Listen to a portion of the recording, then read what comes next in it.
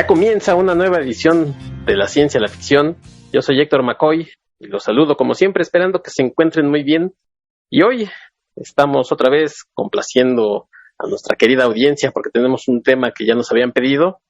Pero antes déjenme presentarles a mi compañero y amigo, el traductor, editor y escritor, Alberto Calvo. ¿Cómo estás, Beto? Hola, ¿qué tal? Muy bien, gracias. Qué bueno que andas por acá, que ya nos habían pedido un programa, una continuación de una película que ya habíamos platicado. Así es que vamos a regresar al mundo de Alien. Pero, si me lo permites, quisiera, antes de empezar a hablar de la película y todo lo que hacemos, si ustedes, por alguna razón, quizás buscaron el tema sobre esa película Aliens, o quizás van empezando escuchando el programa, déjenme decirles que Beto y yo ya grabamos un episodio hablando precisamente de Alien, de Ridley Scott. Fue el episodio 34, en el que ustedes pueden encontrar en el feed de iVoox, de Spotify, de Amazon Music, de donde sea que ustedes lo estén escuchando. Por ahí está, ese episodio es el episodio 34, que la verdad creo que algo hicimos bien, Beto, porque déjame decirte que es uno de los más escuchados, por lo menos en las estadísticas medio raras que luego manejan, es de los más reproducidos. Entonces, pues muchas gracias a la gente que ha escuchado ese episodio, y si ustedes, como les decía, van llegando, si quieren escuchar ese episodio, ahí está a su disposición para que lo oigan. A lo mejor ahí ayuda un poquito el crossover y la serie de fanáticos dedicados que tiene la franquicia, ¿no? Sí, seguramente. Y el crossover con los fans del horror, que es de las pocas películas de ciencia ficción y horror que sí le atrae igual a los aficionados de ambos géneros, que hay otras con las que no siempre ocurre, pero en el caso de Alien, creo que sí se dio aquello de que luego los cines hasta pelean, es de horror, que no, que es de ciencia ficción, no, horror, ciencia ficción. Es las dos cosas. Es las dos cosas, sí. Ya aquí quedamos que las etiquetas solamente son a veces para vender y a veces para que la gente crea que está, pues, para que busque más fácilmente algo, pero es eso, una etiqueta, ¿no? Puede ser, puede tener varias etiquetas, no hay problema. A veces son mucho más confusas que útiles, ¿no? Exacto, sí. Y si creen que es un requisito el uso de las etiquetas, nada más recuerden que en 1984 jamás se ha publicado ninguna forma que diga que es un libro de ciencia ficción. Es correcto, ahí está, para que no anden diciendo esto es de aquí, esto es de acá, yo me lo encontré en el estante de tal. Pues solamente es para vender. Que bajo esa premisa de en qué estante estaba, también recuerden que generalmente hay humanos acomodando sus estantes. Y luego lo hacen mal. Cuando te encuentras cosas como buenos presagios en la sección de estudios bíblicos. Sí. o tratados de ciencia ficción militar en la sección de política y cosas por el estilo. Entonces tampoco se confíen de la gente a cargo del uso de las etiquetas. Uno nunca sabe qué sorpresa se puede llevar.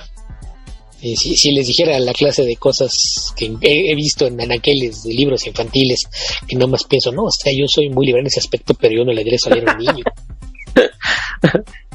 Suele suceder. O sea, sí, yo leí cosas que sé que no debe haber leído a cierta edad, pero no puedo pensar que sea normal que todo el mundo deje que los niños lean cosas así. Sí, oye, va a ser como ese que en el anaquel de Misterio estaban los libros al revés, ¿no? O sea, se veían las hojas, no veías sí. Sí, los vamos hacia adentro. Sí. Eran de Misterio, pues no sabías qué podía haber. Sí. Y también recuerden que los empleados de librerías a veces en sus momentos de aburrición pueden hacer cosas muy extrañas, como poner un anaquel marcado con libros con portada azul, libros con portada roja y cosas por el estilo. O por autores, que a veces los mismos autores llegan a tener, pues, temas diferentes, pero pues ese mismo autor, ahí agrúpalos. Sí, es lo que luego provoca que algunos de ellos se creen seudónimos, usen un nombre para escribir en un género y otro en otro. Para que no los junten. Que luego por ahí te salen, no, ¿qué? ¿Quién es ese Richard Bachman? Si fuera escritor famoso yo sabría quién es. Por eso escuchen también el episodio de Richard Bachman que hice aquí con Armando, que probablemente se sorprenderán si no sabían quién era Richard Bachman. Sí, para que no digan que los escritores de horror no pueden escribir ciencia ficción y viceversa. Ahí hay otro ejemplo. No, y además, hablando de este señor que en realidad Stephen King pues ha escrito más que horror y que ciencia ficción, y ya de pronto empieza a escribir hasta cosas de fantasía, incluso. Pues ahí está la gente que toda se sorprende cuando se entera que Cuenta conmigo está basada en una de sus historias. O Milagros Inesperados. De su novela más reciente, que es un misterio. Sí. Así es de que, pues sí, ahí sí, si de por sí las etiquetas son malas en el producto, son todavía peores en las personas. Sí, eso del maestro del horror o del terror o de como le quieran poner, pues ya, él se la sacudió, y no soy yo medio feo, pero sacudió la etiqueta hace mucho. Y si nos regresamos al tema de la ciencia ficción, pues nada más recordar que Harlan Ellison toda su vida abogó para que nadie le dijera que era un escritor de ciencia ficción, porque con qué derecho lo metes en una caja y le pones etiquetas. Oye, dicen que sí se ponía medio rudo, ¿verdad? Sí, no, a mí no. Sí, es que decía que digan que soy un escritor de ciencia ficción es como decirme que jamás he escrito otra cosa. ¿Y qué les pasa, baboso? Yo escribo lo que se me dé la gana. Que hay mucha ciencia ficción y mucha gente la conoce, sí, pero yo escribo lo que sea. En ese caso prefiero que me digan fantasista, porque eso implica muchas cosas. Pero no.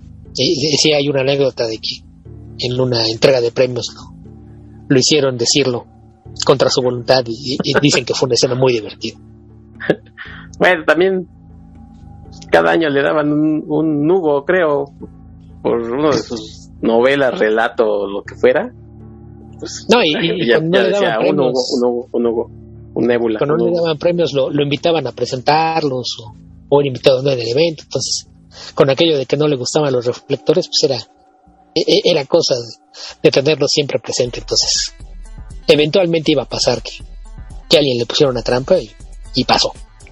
Sí, eventualmente también ahondaremos más sobre Harlan Ellison, un tipo bastante interesante. Indirectamente tiene que ver con el tema de hoy, que no vamos a meternos en eso, por lo menos hoy, con James Cameron. Pero bueno, pues empecemos a hablar, ¿te parece? De Aliens, que le pusieron aquí en México Aliens el regreso. Esta película que se estrenó en 1986. En Estados Unidos se estrenó el 18 de julio, o sea que estamos muy cerca ya de que se cumplan 36 años de su estreno. En México creo que se estrenó a finales de año, que yo tenía rato que no la veía. Yo me acuerdo la primera vez que medio la vi porque creo que la vi en la tele y no la vi completa. Ya después cuando la vi dije, estaba muy padre, vi un par de veces más y tenía años que no la veía, así es que mi recuerdo era más así de, pues sí, era una buena película, pero a ver ahora qué tal envejeció. Así es que si quieren saber si envejeció bien o mal, pues quédense, porque ya saben que les tenemos algunos datos sobre la producción, sobre los actores, sobre todo lo que envolvió a Aliens. Y Beto, pues si quieres recapitulamos un poquito lo que fue Alien, que decíamos que fue una película que revolucionó pues el género, ya sea el de ciencia ficción, el de horror. Fue una película que sirvió de influencia. Mucha gente en los 80s, bueno, pues o quería hacer películas cercanas a la fantasía como Star Wars, o quizás como cercanas al horror como Alien, con una multitud de seres alienígenas que salían y aparecían de pronto, ¿no? Sí, que pues en general fue parte de un cambio en la percepción que había del género de la ciencia ficción, ¿no? Que sobre todo creo que en décadas previas muchos iban con la idea de lo que conocemos como el space opera, aventuras espaciales. Uh-huh. Era lo que todo el mundo pensaba como ciencia ficción, ¿no? Tiene naves espaciales y pistolas láser, es ciencia ficción. Si no tiene eso, no cuenta. Era la percepción generalizada que existía, y en los 60 sí se dio por ahí un cambio, ¿no? Todo lo que le llamaban la nueva ola, que de repente llegaron muchos escritores que traían la curiosidad de mezclar con los temas propios de ciencia ficción algunos elementos de otros géneros, ¿no? Entonces fue cuando empezaron a experimentar un poquito ahí con el horror, con el surrealismo y otras cosas, y lograron que empezara a haber un cambio en la percepción que al paso de los años poco a poco se fue filtrando a otros géneros, y en los años 70 se dieron varios intentos por hacer cine de ciencia ficción que tuviera ya elementos que lo alejaran un poquito de las aventuras espaciales. Uh-huh. Y en ese sentido pues Alien fue el parteaguas, fue la primera vez que tuvimos un monstruo espacial en una película que era una mezcla de suspenso, horror y ciencia ficción, que de inmediato generó imitaciones, ¿no? O sea, y no tenía ni un año que se había estrenado la película y empezaron a aparecer toda clase de películas de bajo presupuesto con monstruos en el espacio o llegados del espacio a la Tierra, ¿no? Pues Sí. ya vimos que a la gente le interesa esto de ver seres de otros planetas que sean una amenaza para la humanidad, pues vamos a explotarlo y de ahí se vino pues también una explosión en ese otro subgénero o en cruzar de una forma más cercana elementos de ciencia ficción y horror, aunque curiosamente la secuela justamente rompe el molde y se va por otro lado, ¿no? Como que no, horror, ¿para qué? Hay monstruos, pero esta va a ser más bien de acción. De acuerdo, porque aunque tienen el mismo monstruo y tienen por lo menos el mismo personaje en Ripley, parece que son dos cosas diferentes, ¿no? Una está más cercana al horror y la otra sí es pues una película de acción. Incluso yo diría que compararlas, porque muchas veces se dice, oye, ¿cuál es mejor, la Alien o Aliens? Yo creo que son cosas diferentes y no. Ahora que la volví a ver, creo que la verdad es que no ha envejecido tan mal, independientemente de los efectos especiales, que esos siempre son otra cosa, pero sí. Me pareció que no había envejecido tan mal, sigue teniendo ese toquecito interesante de acción y de misterio y Sí, a fin de cuentas es eso, que son dos películas muy distintas y a lo mejor cuál prefieras pues dependerá mucho de la clase de gustos que tengas, ¿no? Sí, tú mencionabas que tenías que no la veías. Yo en febrero de 2020 se reestrenaron ambas en cines de México y por ahí acá las trajo nada más una de las dos cadenas de cine, que el plan original es que iban a hacer las primeras tres, iban a ser Aliens y Alien 3.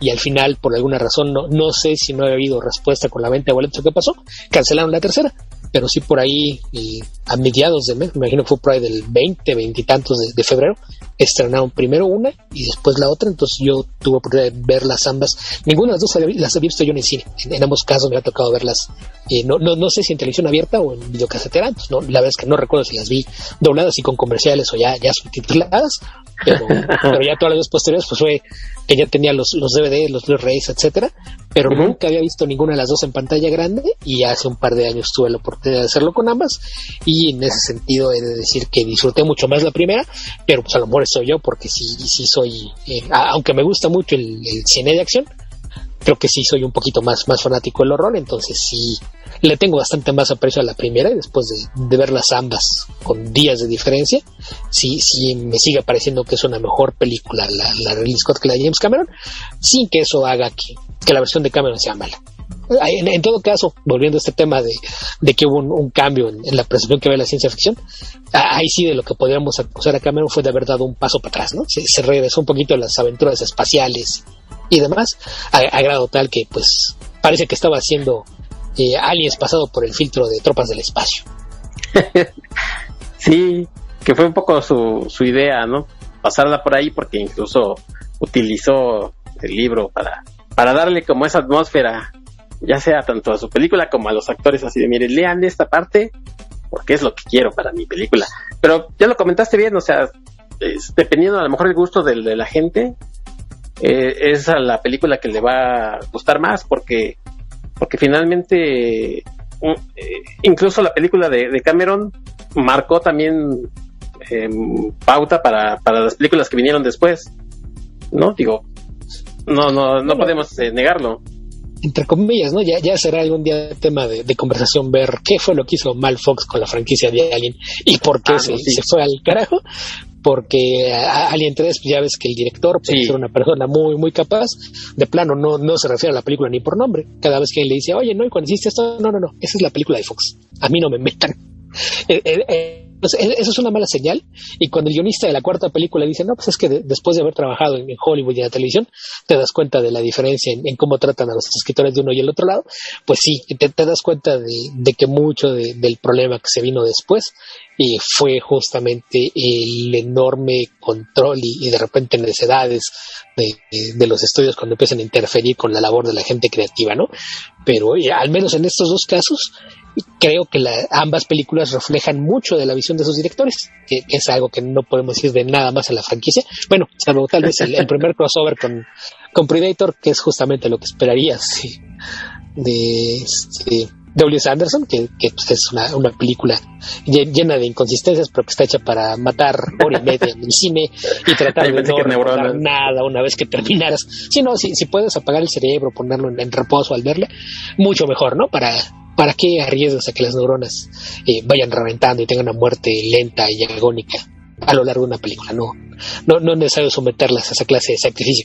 Pero sí, al menos estas dos películas creo que tiene esa cualidad que no siempre pasa, y menos cuando las cosas se convierten en franquicia, ¿no?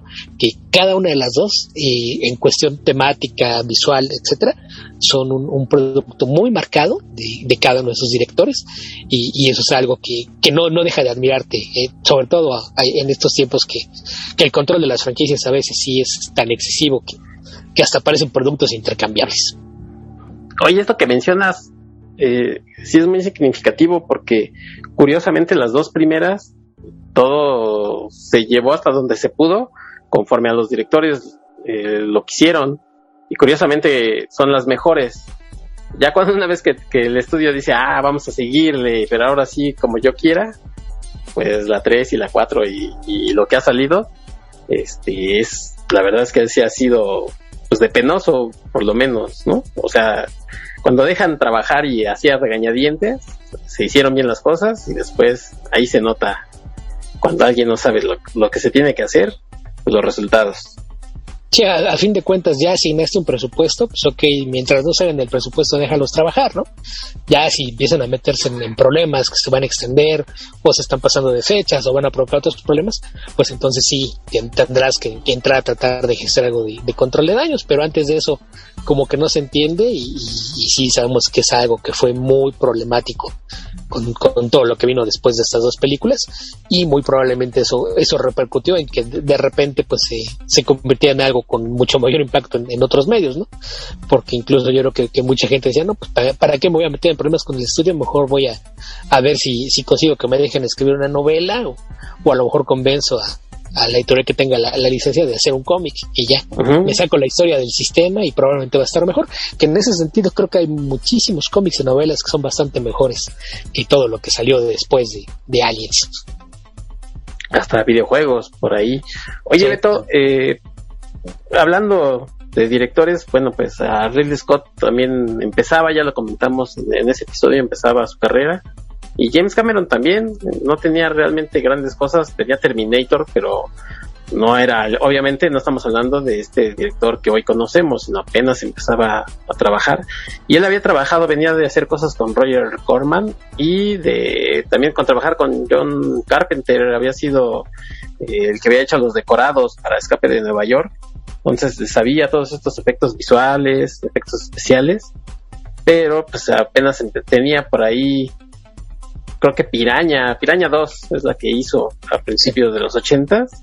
Hizo Terminator, y sí, es donde empieza a tener fama. La primera Piraña es de otro director que a lo mejor algún día merecería hablar un poquito de su trabajo, que es Dante. Sí. Famoso por los Gremlins, pero director de varias películas bastante interesantes. Él hizo Piraña 1, James Cameron hizo Piraña 2. Película de bajo presupuesto, y la que pues sí tenía mucho que ver con género. Luego Terminator, pues ya sabemos que también es uno de los clásicos de la ciencia ficción, y que también involucraba mucha acción, ¿no?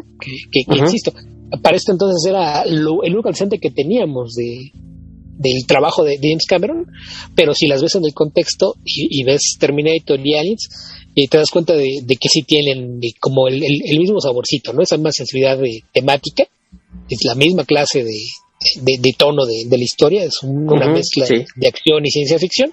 Entonces como que sí las entiendes como dos puntos del mismo director, que es algo que se nota, ¿no? Ya después vendrían películas distintas, y en los últimos años pues ha mostrado que puede ser realmente lento, y que pues sí, ya los años pesan, pero pues habrá que ver cómo le va ahora en su regreso como director a la pantalla después de más de una década en actividad. Pero al menos en aquel entonces, en los años 80, creo que fue donde se formó de un nombre, ¿no?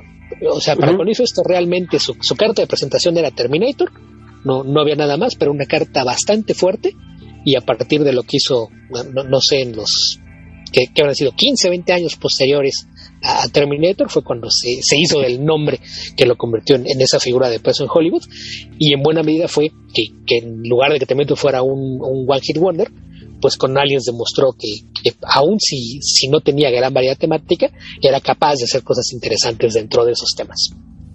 Sí, de acuerdo, porque incluso yo diría que hay dos James Cameron, uno antes de Titanic y uno después de Titanic. Incluso, por ejemplo, antes de Titanic está este director como que, si bien no tiene los grandes temas, es capaz de llevar a cabo estas películas entretenidas, ¿no? Y después de Titanic parece que es, sí eres muy bueno, sí, me la creo, y hace estas películas que son más bien como pretenciosas, ¿no? Así de, sí, vean qué padre soy yo, hago Titanic, hago Avatar. Entonces, creo que son hasta dos diferentes personas. El que hace cosas como The Abyss, Terminator 2, ¿no? Que le da una vueltita ahí al hacer que el que antes era el malo ahora sea el bueno, que es algo que ya había hecho incluso en Aliens, pero pues, le funcionó. Y después de Titanic, pues es así como, sí, yo lo que busco son los premios. Sí, es que si te das cuenta, las primeras películas se nota que se está divirtiendo con su trabajo, ¿no? Está preocupado por entretener a la audiencia y se nota que él se divierte. O sea, incluso ve lo que hizo antes de Titanic, su película anterior, True Lies. Es una película absurda, muy tonta, pero es muy divertida. Sí. Y era muy bueno haciendo eso. O sea, cuando te quería divertir, que era un director muy capaz para entretenerte, a lo mejor pasada la semana de la película, pues ya no te acuerdas de detalles de la trama, pero no te importa. Era un director que sabía a qué tener con sus películas, y después de Titanic como que decidió que le gustaban más los aplausos de la crítica y el tener trofeos en su casa que entretener a la gente, y pues luego se dedicó a hacer documentales, pero sobre su propia obra, ¿no? Sí. Les voy a explicar por qué hice esto, que sacó por ahí y fue Ghost of the Abyss, y luego sacó otro de fauna submarina, que aparte creo que es algo que ahora va a retomar con la secuela de Avatar, pero sí, y aparte que se clavó también mucho en el aspecto de que dijeron, no, es que hizo cosas innovadoras, por lo de la pantalla verde, que creo que el primer uso extensivo que hizo fue en True Lies justamente, y luego se vino todo esto del tema de la tercera dimensión con Avatar, y ahí sí ya lo perdimos, porque ahora estaba más preocupado porque sus películas se vieran bonitas y la crítica le dijera que era un genio de la técnica que por cualquier otra cosa. Entonces, pues sí, podemos hacer de cuenta como que su carrera como director capaz de entretener a las masas terminó en 1997, cuando salió Titanic. Que digo, no podemos negar que tanto Titanic como Avatar fueron películas que imprimieron dinero a lo bestia, no de gratis, pues están ahí entre los primeros, será del top 3 o top 5 de las películas más taquilleras, y pues eso le gustó. A nadie está para decir no me den el dinero, ¿no? Pues obviamente eso le gustó. Sí. Pero ahí de repente también con truco, ¿no? Porque Titanic si revisas la lista de las 20 películas más taquilleras, creo que es la única que no cae como tema nerd, ¿no? Sí. O sea, todo lo que ves ahí arriba son justamente ciencia ficción, horror y superhéroes, y está Titanic ahí. Y yo creo que nació el chiste que decía, bueno, es que esto demuestra que los nerds gobiernan el mundo, pero también demuestra que a veces tienen que quedar bien con la esposa o con la novia. Sí, y que por ahí también tuvo la...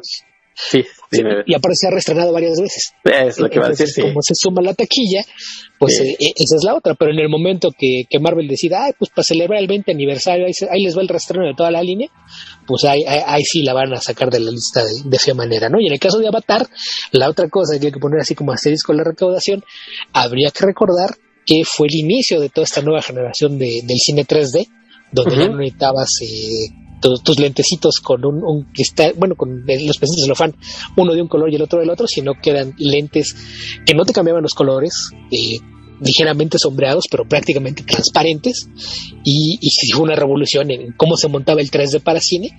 Entonces el hecho de que solo hubiera proyecciones en 3D implicaba que era un boleto más caro, y que además se estrenó una gran mayoría de salas IMAX.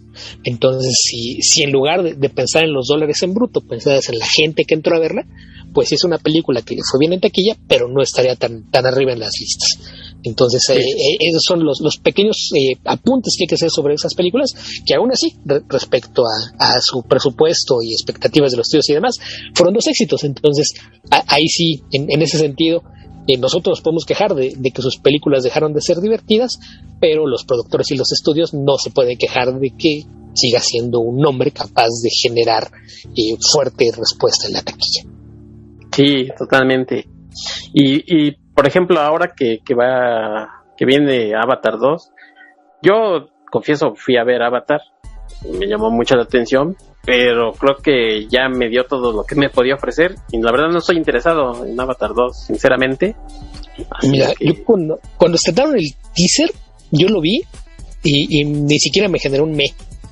Y luego lo vi en la pantalla y dije, pues, se ve más bonito, pero sigue siendo me. Y por ahí vi comentarios de gente que decía, no, es que yo lo vi primero y estaba muy gacho, pero ya lo vi en 3D y se ve muy padre. Entonces, lamentablemente creo que no tiene una buena película, pero tiene un 3D que se ve bonito. Ahora, ¿qué tanto le puede innovar al 3D? Creo que el 3D ya llegó a un punto en el que, pues, el que tanto te impresiona o no depende más del uso que le des dentro de la historia, ¿no? Porque hay quienes logran darle profundidad, hay quienes usan esa profundidad como una herramienta narrativa, hay quienes arreglan escenas para que se vean muy vistosas, lo cual pues también atrae a cierto tipo de público, pero si va a ser nada más de estar mostrando paisajes bonitos en 3D, ya lo vimos antes, entonces no sé, que ahí también habrá que ver qué tan convencido que el estudio después de esto, porque habría que recordar que pues les tomó más de 10 años hacer una secuela, y en términos de secuelas, pues pensar en 10 años se te fue una generación de audiencia. ¿Qué te hace pensar que la gente que disfrutó la primera de Avatar tiene interés en ver una secuela, o que los adolescentes, que es el grueso de la taquilla para esta clase de películas, los blockbusters de verano o de fin de año, como es en este caso que es para diciembre, qué te hace pensar que los chicos de entre 15 y 20 años tienen algún interés a ir a ver una secuela de una película que salió cuando eran niños y de la que probablemente no se acuerdan o nunca vieron? Sí, yo, mira, no niego que los efectos especiales estén muy padres, pero ya quedamos que la primera era Pocahontas, así es Pocahontas en el espacio. yo nada más espero que ahora sí tenga la decencia de pagarle a Roger Dean por seguir usando sus diseños para crear su planeta antes de que lo amenacen con demanda, porque sí, ya es de ya chole. Si va a hacer las cosas, ganas lo suficiente como para repartir dinero y no andar esperando a que te amenacen los abogados. Como le gusta a James Cameron meterse ahí con cosillas, que luego dice, ay no, pero pues, o sea, sí lo vi, pero los demás sí me lo imaginé yo, ¿no? O sea, yo lo creé, es mi mundo, pero... Sí, no, pero Roger Dean sí era muy obvio. Las piedras flotantes, los bosques multicolores y demás, o sea, quien quiera que tenga discos de Yes en su casa, si saca sus portadas, va a decir, mira, esto salió en Avatar, esto también, sí, esto también. Entonces sí era muy obvio de dónde venía mucha la influencia visual. Sí.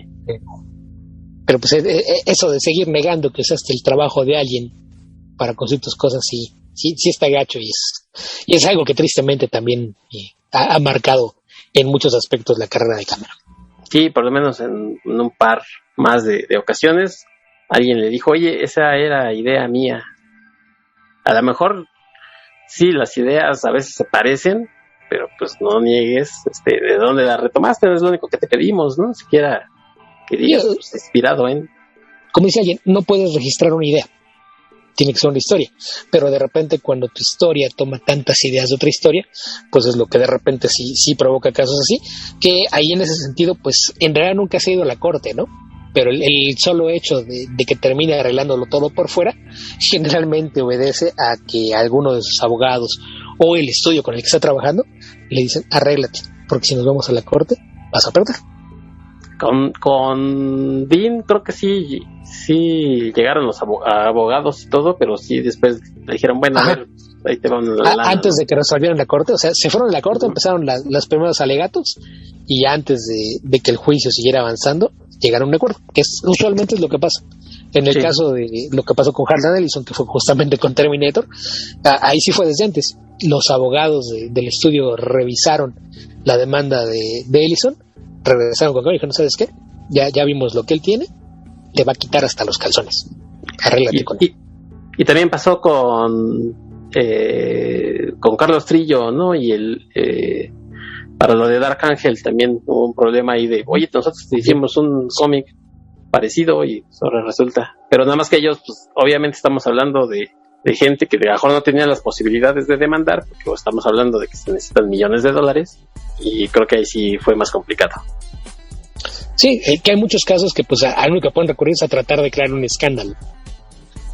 Y aparte en este caso, con los antecedentes, pues sí, de repente ya se vuelven un tema recurrente que sí llega a ser bastante molesto. Y pues en el caso de esta película, pues yo creo que estuvimos cerca de ver algo similar, ¿no? Porque, insisto, de repente sí era muy obvio, porque aparte, como ya mencionas, que usó el libro de Starship Troopers para decirle a la gente en producción y a los mismos actores qué era lo que quería en cuestión de tono y demás, pues había hecho lo mismo en ocasiones anteriores, lo había hecho antes de decir de dónde ven las cosas, ¿no? Porque en el set la razón por la que dicen que se dio el programa con Terminator es que dicen que en el set, más de una vez cuando el director de fotografía y algunos antes le dijo, ay, ¿dónde sacó esta idea? Pues hay unos cuentos de Harrison que tienen cosas así por el estilo, y yo decidí que se podía usar eso para construir algo más grande. Entonces, pues cuando tú mismo le dijiste a alguien que tomaste ideas de alguien más, generalmente eso es algo que se va a usar en tu contra. Entonces, si lo hiciste, pues cállate, no dejes evidencia. Y con aquello de que Ellison estaba muy conectado en Hollywood, pues le cayeron los chismes y seguramente ya tenía palabrados testigos. Ok, si te llamo a la corte, tú vas y les dices lo que te dijo. Ahí me mocho contigo. Te invito a una cena en un restaurante lindo. Tú me dices dónde. Sí, ese es uno de los problemas que ha tenido James Cameron. Que seguramente es gente, pues sí, que tiene muchas buenas ideas, pero pues a veces se le olvidan de dónde retomó estas ideas. Y bueno, pues para Aliens se quiso alejar, como decías tú, pues de la primera no quiso repetir. De hecho fue una secuela que tardó bastante en hacerse, porque estamos hablando de que Alien se hizo en el 79 y esta segunda parte hasta el 86, o sea, sí se quería hacer, pero no encontraban a la gente adecuada. Cuando James Cameron les propuso una idea, dijeron, bueno, ¿tú quién eres? ¿Qué estás haciendo? Pues sí, estás haciendo Terminator, pero pues eso qué, ¿no? Ya cuando vieron que sí había sido un éxito, le dijeron, sí, vas, órale, ¿cuánto necesitas? Había hecho ya un guión, porque eso es algo que también, hablando pues, obviamente de esto, de las ideas, Cameron es una persona que le gusta trabajar sobre sus propios guiones, y había hecho un guión en el que incluía a Ripley, y de pronto le dijeron, no, pero que ya no regrese Ripley, ¿no? O sea, Sigourney Weaver, pues ya, muchas gracias, ¿sabes qué? Por ahí, si te puedes deshacer de ella al principio, mejor. Entonces Cameron dijo, no, yo ya trabajé mi guión con ella, que además era un personaje muy interesante, que en la primera parte había sido, ya lo comentamos, había sido un personaje muy fuerte, una mujer como no se había visto en el cine. Entonces no era como cualquier personaje, sino era un personaje interesante, y el estudio le dijo, no, ¿sabes qué? Y ahora pide mucho, no, la verdad mejor sin ella.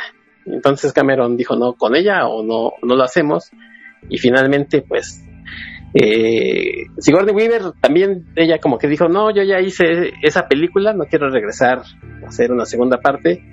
Y probablemente una de las cosas que la convencieron pues fue que a la mera hora de los dineros pues le dieron $1 millón y parte de un porcentaje de la taquilla, que para ese entonces era la primera mujer que iba a ganar tanto dinero.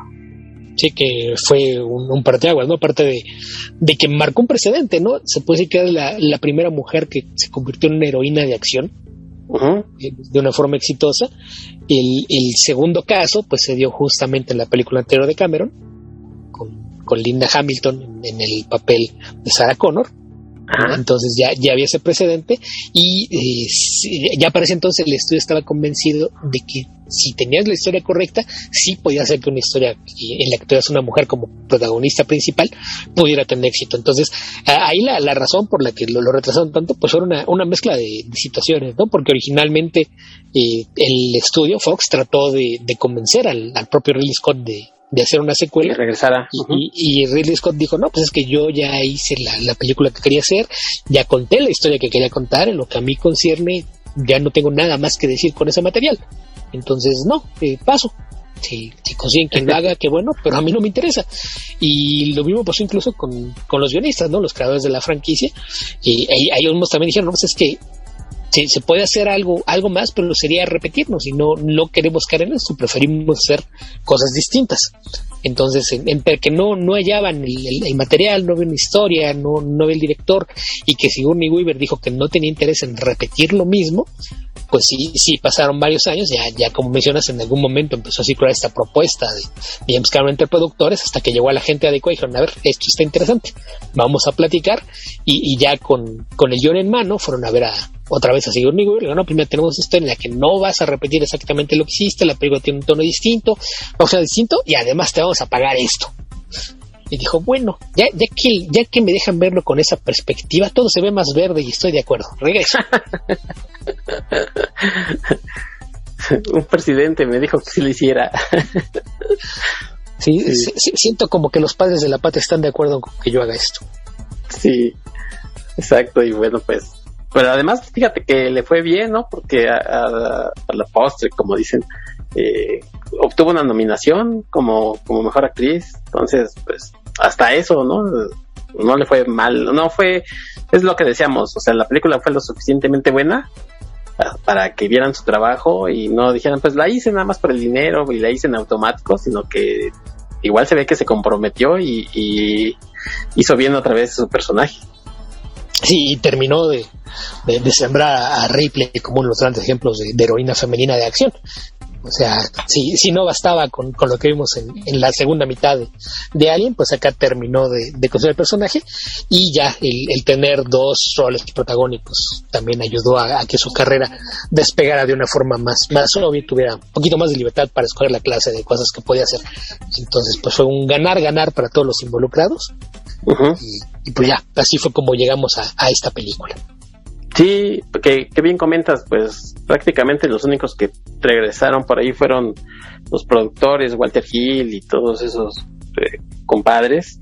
Dan O'Bannon obviamente no regresa, Ridley Scott pues dice sí, qué bueno que lo van a hacer la segunda, pero ya no tiene nada que ver. Incluso Giger, que había hecho los diseños, no regresa, pero trae a su gente. James Cameron trae a Stan Winston, ¿no? Por ejemplo, que bueno, pues ya sabemos el tipo de cosas que hacía, entonces ahí creo que la película no pierde, sino pues gana. Y para la gente, o sea, para el cast, pues empieza a llamar gente interesante. Por ejemplo, Paul Reiser, que es un caso bien raro, ¿no, Beto? O sea, no sé, no, la verdad, perdón, se me pasó el dato, pero Paul Reiser, que hacía Mad About You, no sé si ya en ese entonces ya lo hacía, ya estaba la serie, y que era, creo que yo, un actor más como de comedia, y aquí hace un personaje bien diferente que sí nos deja ver que era un buen actor. Recientemente salió con Michael Douglas en esta serie del método Kominsky, y bien, pero en ese entonces, en los 80s, yo lo recuerdo mucho por esta serie de Mad About You. No, Mad About You es de principios de los 90. No recuerdo, pero se había repartido por ahí como del 91, 92. Entonces no era conocido por eso. Y era un actor que más bien tenía muchos papeles menores en varias películas. Pero sí, como tiene esa cara de bonachón, generalmente tenía papeles muy distintos al que interpreta en esta película. Entonces, tiene cara como de medio mencillo. Sí, yo lo más viejo donde recuerdo haberlo visto aparece en Beverly Hills Cop, un detective suelto en Hollywood. Ahí sale, de hecho aparecen las dos primeras.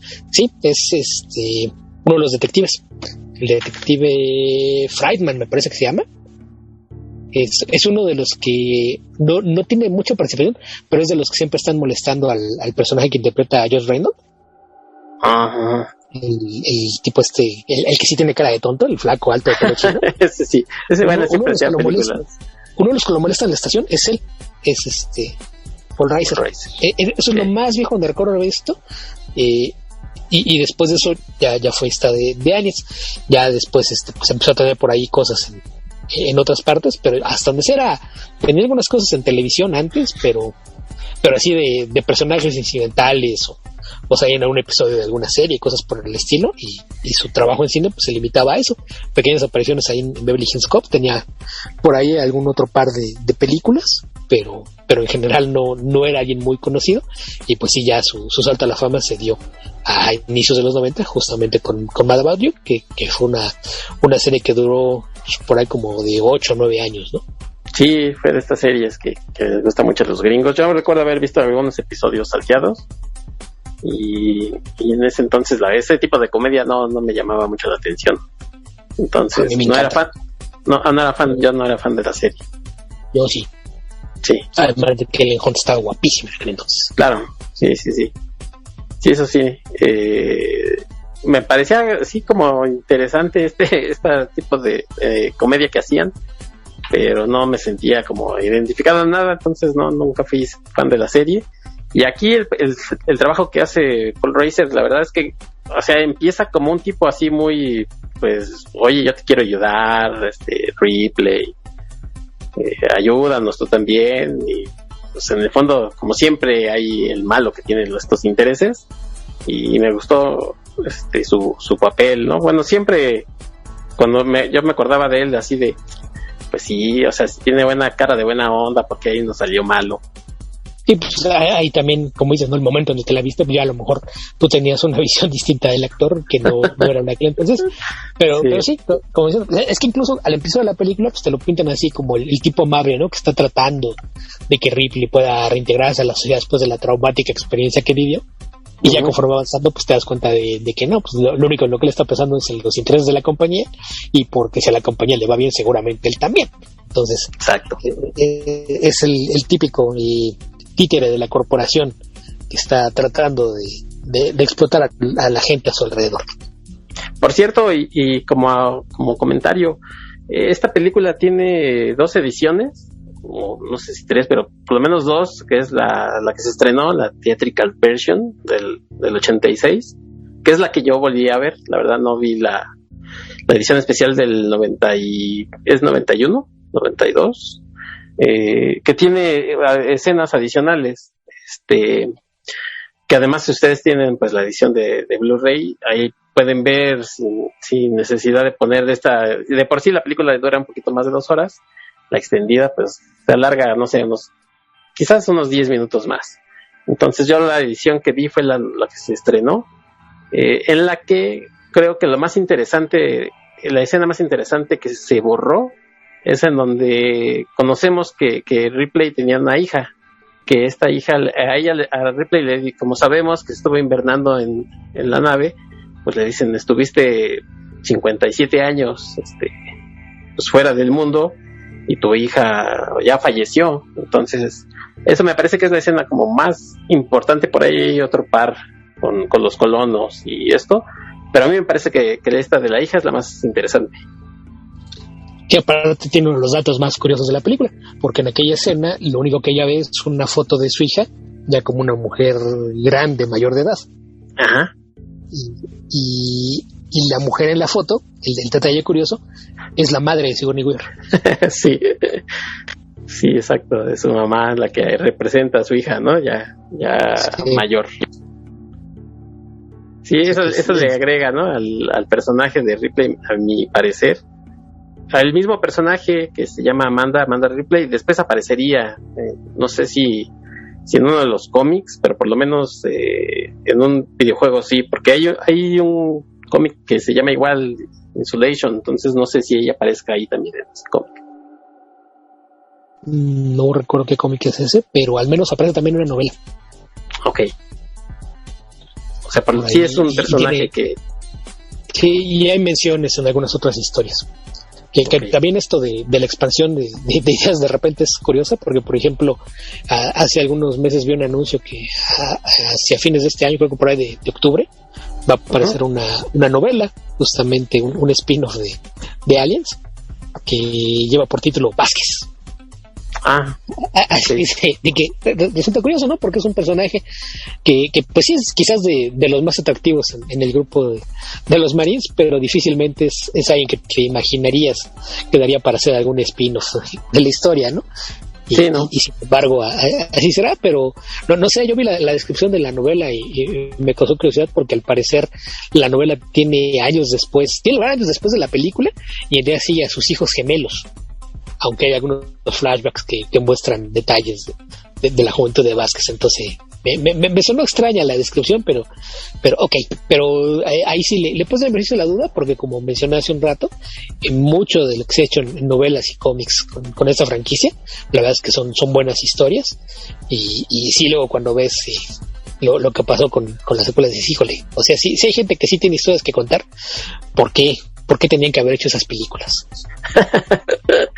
Oye, sobre este grupo que comentas, hay dos, lo podemos dividir en dos, ¿no? Los que se mueren luego y los que sobreviven, que pues obviamente está Vázquez, que es Jeanette Goldstein, está Bill Paxton, está Michael Biehn, está Lance Henriksen, que es Bishop. Entonces están esos 5 o 6 que sobreviven y los que se mueren luego.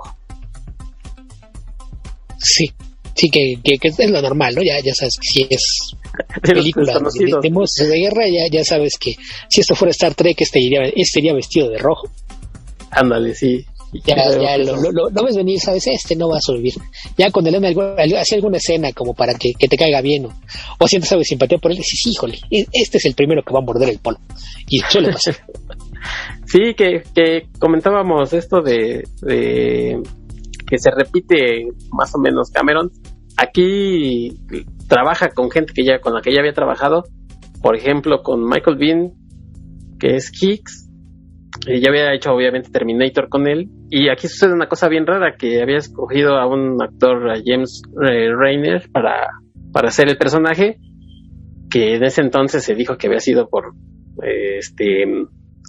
diferencias creativas que se había salido. Después nos enteramos que había sido un problema de drogas y le tuvo que hablar de cuarto para las 12 a Michael Biehn, ¿no? Así de, oye, vente para acá, compañero, porque me hace falta alguien. Y el personaje de Michael Biehn a mí me gusta mucho. Es prácticamente vuelve a ser Kyle Reese, pero ahora con más carisma, ahora con mucho más potencia. Y obviamente con más entrenamiento para durar más. Sí, y que además eso fue lo chistoso, porque como decimos, a este grupo fue un grupo al que hizo hacer un entrenamiento, los puso a leer el libro que ya decíamos de Starship Troopers, y el único que no lo hizo fue Michael Biehn, porque decimos, ya tenía un actor que sí hizo el entrenamiento y él llega así incluso hay escenas que tienen con el otro actor que ya no regrabaron porque pues era ya imposible hacer otra vez los decorados y demás. Entonces Michael Biehn es el único que no tiene este entrenamiento, que los demás sí. Sí, pero como ya tenía experiencia haciendo Soldados del Futuro, pues también sí, ya no era tampoco nada por el estilo. Además de que tiene la nueva ventaja que es el líder del grupo, ¿no? Entonces muchas veces nada más de que es el que está ahí parado viéndose rudo y gritando órdenes, no tenía mayores requerimientos físicos para su papel, salvo en las escenas de la batalla final, que creo que sí es donde le requieren un poco más, pero quizás en donde se podía haber visto más afectado la idea era a la hora de verlo suceder como un grupo, ¿no? Que pudiese resultar no tan creíble, pero se las arreglan para que funcione de la mejor manera. Sí. Mencionabas también a Bill Paxton. Bill Paxton también venía de Terminator. Sí, prácticamente empezaba creo que ahí, pero ahí lo conoció, supongo. Sí, pues es casi un extra, ¿no? Sí. Que es ahí cuando llega el T-800 al presente y los pandilleros que están ahí en el callejón e intentan asaltarlo. Sí. Un Mohawk y se le pone al brinco y es la primera víctima del Terminator en el presente. Sí, así es de que en ese sentido es de los pocos actores que creo que nada más creo que sí son 2 o 3 actores que han muerto en pantalla a manos de un Terminator y de un Alien. ¿Quién más será? No recuerdo quién era el otro. ¿No era Lance Henriksen uno de ellos también? Pues probablemente.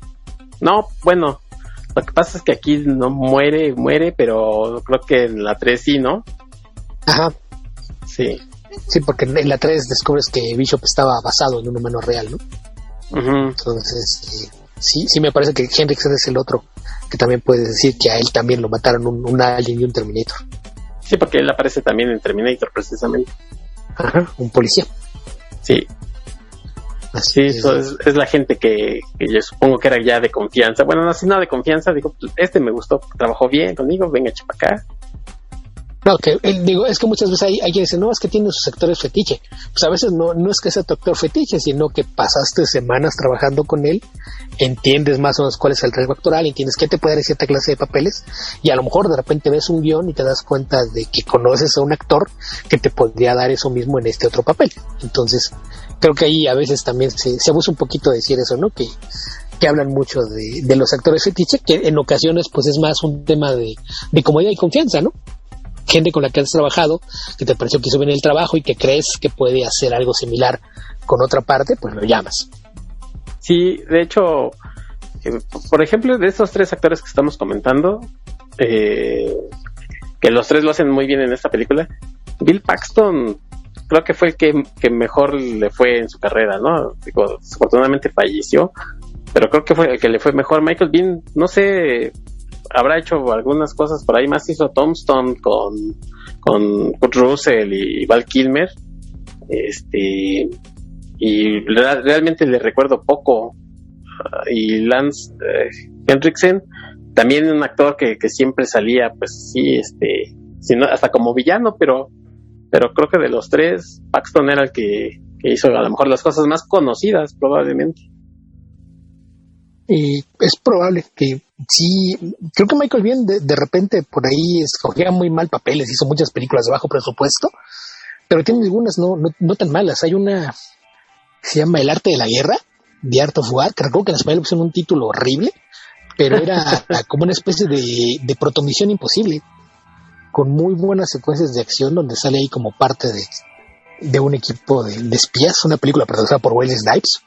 Si no la han visto y les gustan estas películas de intriga, suspenso con espías, les recomiendo que la busquen, The Art of War. No recuerdo qué título le pusieron en español porque no era El arte de la guerra, pero es bastante buena, y ahí sale como un miembro de un equipo de espionaje, que la película es bastante buena. Ha tenido por ahí papeles secundarios en muchas partes, pero sí en general su carrera no tuvo mucho. Y tal vez lo más notable de Henriksen después de eso, aparte de, como mencionas ya, que en muchas partes hizo cosas de villano y cosas por el estilo, pues también habría que recordar que hizo bastante televisión, ¿no? O sea, la serie esta de Millennium, de Chris Carter, el creador de los X-Files, pues duró bastantes temporadas y también es parte importante de su trayectoria, además de que también ya era un actor veteranón, que bueno, técnicamente no es ciencia ficción, pero de las pocas cosas en las que había destacado antes de esto era The Right Stuff, en espera Los elegidos de la gloria, que era esta película sobre los astronautas del programa espacial Mercury, ¿no? Donde hacía el papel de uno de los primeros 7 astronautas de la historia. Entonces era un actor que era relativamente conocido, y incluso hay por ahí rumores, nunca he visto una entrevista donde diga si es cierto, pero en alguna parte había leído que él había dicho que este era su último intento, que ya estaba harto de estar haciendo papelitos y ser actor de relleno y salir así como en Terminator, el policía que va a tener 5 minutos a cuadro y luego lo matan junto con todos los demás. ya estuvo un poquito harto de eso. Entonces él decía que si el papel de Bishop no hacía algo por posicionar mejor su carrera y que le dieran mejores papeles, se iba a retirar. Entonces no sé si fuera cierto, pero para bien o para mal le fue bastante bien como Bishop, y de ahí se dieron varios otros papeles. Y esto de los actores recurrentes, pensando justamente ahorita en Henriksen y Bill Paxton, a veces era hasta contagioso y con préstamo, porque para quien no lo sepa, en aquel entonces James Cameron estaba casado con una mujer que también es directora de cine, que es Catherine Bigelow, quien por cierto ya en una entrega de Oscar en competencia mano a mano le ganó la carrera por el Oscar como mejor director a su ex marido, que era James Cameron. Y James Cameron produjo varias de sus películas, que del lado de la ciencia ficción pues podemos hablar sobre todo de Strange Days, que es la película de ciencia ficción más famosa de Catherine Bigelow. Pero ella, uno de sus primeros trabajos, y que es una película más bien de culto, porque es una película muy buena, poca gente la conoce, es una cinta que se llama Near Dark, que según yo jamás se estrenó en México, entonces ni siquiera tiene título en español, y no quiero pensar cómo se llama en España, así es de que no voy a buscar eso, pero esa no sé si está disponible en una plataforma, la verdad es que lo dudo mucho. Claro que no. Creo que la mejor apuesta es buscarla por medios alternativos o comprar un DVD o Blu-ray de importación. Yo la tengo en DVD desde hace muchos años, pero es una película de una familia de vampiros, y el patriarca de esa familia de vampiros es Lance Henriksen, y el vampiro de mente loco, el que termina por meter en problemas a la familia y exponerlos a ser descubiertos, es Bill Paxton. Sí. Entonces, sí. Pues ahí, seguramente como James Cameron es uno de los productores de la película, pues a la hora que estaban armando el cast, le dijo, yo te consigo un par de actores que son buenos. Quedan el tipo de locos. Que precisamente sobre Strange Days hice un episodio con Armando Saldaña.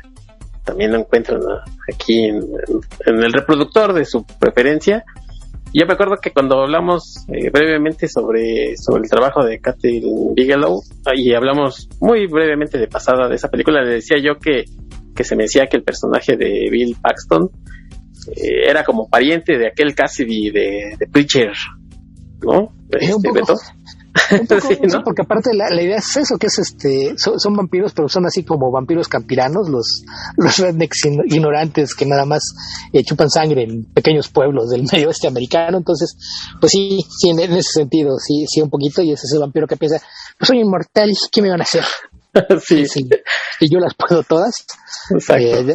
Hay por ahí otro actor que aparece en la película, es Adrian Pasdar, que después hizo famoso por la serie esta de Heroes, y que también tenía un rol recurrente por ahí en Agents of S.H.I.E.L.D. Además de que fue uno de los pilotos que están por ahí en el fondo en la Top Gun original. O sea que sí, hay muchos actores de esa generación que de repente daban vueltas en varios círculos curiosos. Sí, y bueno, pues a mí me parece que están bien todos estos actores aquí, incluso Jared Goldstein que hace a Vázquez, y que ella después regresaría con Cameron. Para mayor seña, ella es la mamá de John Connor cuando le marca y que le dice, ¿es el perro el que está ladrando? Y le dice, sí, ¿no? Y si nosotros ni tenemos perro, pues ella es la mamá Terminator, por si la quieren ubicar más. Uh-huh. Entonces, creo que todos los personajes están bien, y bueno, pues no dejan de ser estos personajes, pues fanfarrones, ¿no? Que al principio son así de, como dices tú, de nosotros somos el equipo que todos la podemos, que a dónde nos van a mandar ahí nomás a perder el tiempo. Este personaje de Paul Reiser, que se llama Burke, que en un principio es, ay, qué bueno que te recuperamos y que estás bien, y pues qué lástima que tu hija sufrió, pero oye, ¿qué te encontraste? ¿No te interesa regresar para ver qué sucedió? Y luego la gente, ¿no? De los ejecutivos así de, oye, nos debes una megalana porque pues terminaron destruyendo todo, les pedimos que hicieran cosas, que trajeran, y así es que nos debes una la nota y andas diciendo que algo las atacó, estás mal. Entonces la hacen sentir así como que entre mal, no le creen. Finalmente cuando el personaje de Burke le dice, oye, pasó una cosa con unos colonos ahí, pues que tuvimos que mandar un equipo, tampoco aparece, tú eres la única que más o menos sabe qué onda, pues ayúdanos, ¿no? Échanos la mano, que ella accede, y este equipo, digo yo, de fanfarrones así de, ¿y esta señora qué nos puede enseñar? ¿Qué nos puede decir? Cuando finalmente se enteran que hubo un xenomorfo, es así de, y otro. Expanden un poco más toda esta mitología y dicen, seguramente son, supongo, ¿no? Otro tipo de alien, que le dicen ellos, son bichos, ¿no? Como cualquier cosilla. Entonces, todo esto que hace en algunas escenas, que además esta película, que decimos que es de acción, pero tarda, digamos, en arrancar, pero es para darles el setting a todos estos personajes.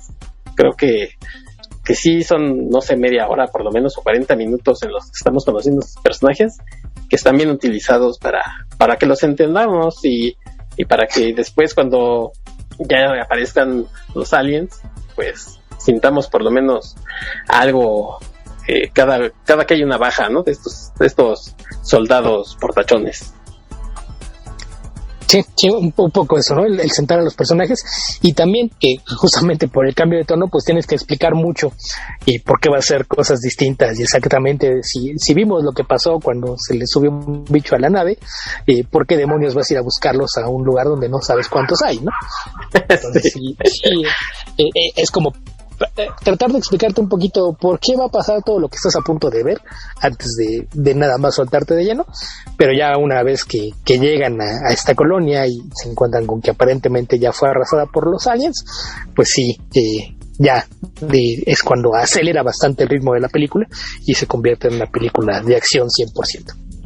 Sí, y ahí aparece otro personaje que es el personaje de Newt, que es una niña que nunca volvió a hacer nada, y cuenta James Cameron que hizo casting a varios niños, que los niños, como venían de hacer comerciales y cosas infantiles, obras de teatro infantil, decían sus diálogos con sonrisa, ¿no? Y él decía, no, o sea, estás triste, estás espantado de todo lo que ha sucedido, y el niño así con su carita angelical, y que esta niña acompañó a alguien por ahí de la producción, que le dijeron, pues a ver, pues aviéntate a hacer el casting, y que fue la única que obviamente que lo hizo bien, pero pues fue su único trabajo, y nunca volvió a hacer nada. De hecho, a veces aparece por ahí en alguna convención, sí, buena onda, pero fue su único papel.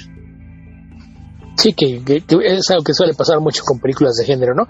Que afortunadamente creo que esa es una ventaja que tienes.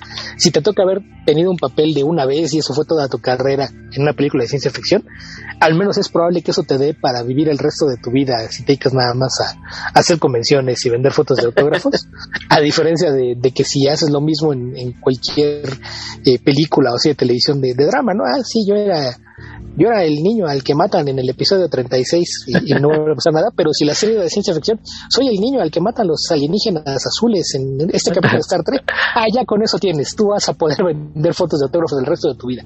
No importa que ya ni te parezcas. Oye, pero siquiera tienen rostro, no vaya a ser como aquella vez de yo era el Stormtrooper 36 de la izquierda a derecha del fondo, ¿no? Es peor pues, eso. Pues hay veces que dices, oye, ok, ¿quién es el séptimo Stormtrooper de aquella fila? Ese es Daniel Craig. Bueno, pero ahora... No sabes. Pues sí, no sabes. Oye, ¿y quién es el Stormtrooper que se cayó del Dewback? El productor, Pat McCallum. Entonces, ahí sí hay niveles, ¿no? O sea, no es que sea el Stormtrooper anónimo, sino exactamente que eras extra o tu parte al menos tenía nombre. Que creo que a veces como lo puedes distinguir, pero sí, y no es extraño, ¿no? Y esto que mencionas de los niños de comerciales, pues es que a fin de cuentas esos son los niños que ya tienen un agente y que son los que más fácil van a presentar a los castings. Entonces, siempre han dicho que esa es una de las dificultades cuando tienes una película en la que un niño tiene un papel importante. Dicen que es de las cosas más difíciles de lograr allá el actor adecuado, porque generalmente no encuentras muchos niños que tengan experiencia con la actuación o que puedan hacer cosas distintas a sonreír todo el tiempo. Entonces, sí tiende a ser complicado. Entonces, sí. Y también se da el caso de que a lo mejor te funciona para el papel, pero resulta que no era un buen actor, pero pues encajaba en la situación en la que lo querías, y pasan los años y pues como no actúa nada, pues no vuelve a hacer nada con su carrera, ¿no? O está el que lo contrataste porque pues sí le salía bien y aparte se veía bien tierno, y de repente medio del estirón y le crecen mucho los dientes y no, pues sabes que tú ya no estás como a salir a cámara, y con permiso, muchas gracias por participar, ahí nos vemos.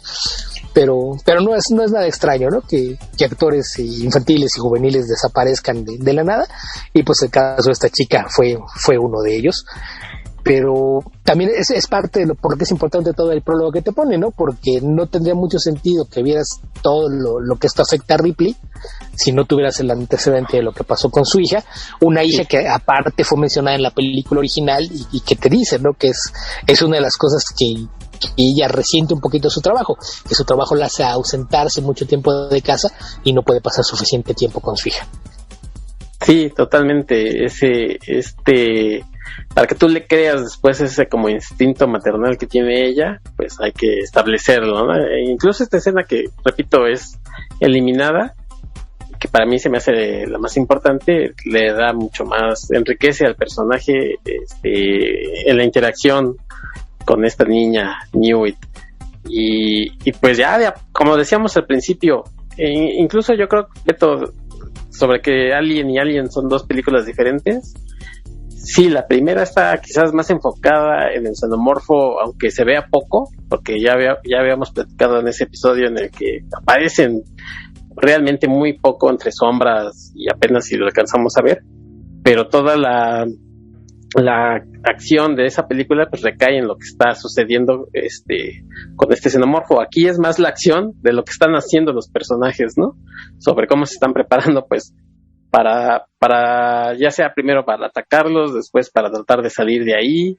Entonces creo que hasta aquí los aliens son menos importantes quizás para la trama, porque lo que estamos viendo es cómo van a tratar de escapar a base de balazos estos muchachones que tienen, como dices tú, el suéter rojo bien puesto. Que no sé qué tanto sea que sean menos importantes para la trama, sino que más bien creo que su rol es distinto, ¿no? Porque la primera película se basa mucho en tenerlo rodeado de un aire de misterio, el que la tripulación no sabe qué es lo que subió a la nave con ellos. Y entonces tenerlo entre sombras y demás es lo que acrecenta la sensación de horror que te da la criatura, porque yo creo que el miedo más grande y con el que todo el mundo se puede identificar es a lo desconocido. Si sabes que es a lo que te enfrentas, es más difícil que sea algo que te pueda paralizar. Si sabes a qué estás enfrentando, puedes tener una noción de qué es lo que tienes que hacer. Entonces era mucho la intención de lo que te estaban contando y la forma en la que Ridley Scott decidió contar la historia, que era que tú sabías que era importante, que había una amenaza allá afuera, pero una amenaza a la que no entendías, que estaba en la sombra y que todo el tiempo estabas descubriendo cosas nuevas sobre qué era, ¿no? Entonces te iba llevando de la mano con cosas sorpresivas, ¿no? Sabías que el huevo se usaba a los seres humanos o a otro ser vivo como un huésped para eclosionar y lanzar un animal. Después, en muy poco tiempo, descubres que es una criatura que crece rapidísimo y los toma por sorpresa. Después otra sorpresa cuando descubres que su sangre es un ácido. Entonces cada vez que tenías una revelación de qué pasa con esta criatura, era una sorpresa, y eso era parte de lo que creaba esta sensación de opresión y horror. En este caso, en la secuela, ya no podías depender de eso, que yo me imagino que también fue una de las razones por la que decidieron quizás darle un giro al tono de la historia. No podías depender de lo mismo, porque aún si podías hacer que los personajes estuvieran en una misma situación de ignorancia y no saber qué enfrentaban, la audiencia ya lo sabía. Entonces, aquí el chiste es que necesitas causar las reacciones en la audiencia. Entonces, aquí al cambiar el tono, se supone que tienes un equipo que ya tiene una noción de a qué está enfrentando y mandas gente que sabe que va a ir a pelear. De todos modos, ahí la sorpresa es que una cosa es que te digan qué tan peligroso es y otra cosa es que lo veas de primera mano. Entonces, sí, este es el factor de sorpresa cuando finalmente los enfrentan, pero es muy distinto, ¿no? A que veas a un grupo de trabajadores que su misión era ir a recoger productos de una colonia minera, cargarlas a la nave y transportarlas hasta la Tierra, y de repente se encuentran con que tienen que cazar una criatura implacable que se les está escondiendo y los está matando uno por uno. Entonces, eso era una clase de historia, y en la otra que tienes un grupo de soldados entrenados que saben que van a enfrentar criaturas capaces de exterminar gente en muy poco tiempo, y que van con la idea de que es algo a lo que pueden enfrentar y pelear con ellos sin saber realmente a lo que enfrentan. Pero tan solo ese cambio en actitud de tu grupo de protagonistas hace que le puedas dar un enfoque muy distinto a la historia, y el solo hecho de que ya sabes lo que es hace que tu historia no gire tanto alrededor de lo que son los xenomorfos, sino de lo que están haciendo los otros tipos como reacción a cosas que la audiencia ya sabe que es y que puede hacer un xenomorfo. Sí, exactamente. Y regresan algunos, no tanto como personajes, pero sí elementos que ya conocíamos, aparte de los xenomorfos, como esto que decíamos de Bishop, ¿no? Que es, pues, sí, exactamente. Pero aquí le da esa vuelta que decía yo que después usaría James Cameron con Terminator, que de ser el malo o por lo menos el que tenía cierta programación en la primera y que de ahí no se salía, aquí ya le da la vuelta, ¿no? Y entonces ya es un humano sintético que incluso parece que tiene hasta emociones, aunque sí con la cara de Henriksen así muy muy seria, muy muy seca, pero cambia, ¿no? Mucho de aquel otro que habíamos visto con Ian Holm, ese Ash, que por ejemplo pues sí son de las cosas que comentábamos en Alien, que el efecto, por ejemplo, cuando es la parte que ya nada más tenemos el rostro de Ian Holm y medio explota, sí se veía ya bastante viejo, y aquí cuando por ejemplo lo parte la reina, es un efecto que creo que se sigue viendo bastante bien. Entonces incluso ese James Cameron que antes le gustaba combinar los efectos prácticos con ciertas cosas de efectos por computadora, creo que es alguien que dijo en los últimos años, dijo, no, yo ya todo computadora, ¿no? Los efectos prácticos esos ya no funcionan. Y la verdad es que las cosas que hizo en Terminator o aquí en Aliens, algunas se siguen viendo bastante bien, otras pues sí ya se nota la edad, como cuando la nave va volando y ves la pantallita azul y prácticamente le ves los hilos a la nave, pues ahí sí ya se ve los años, pero muchos efectos prácticos sí se siguen viendo bastante bien.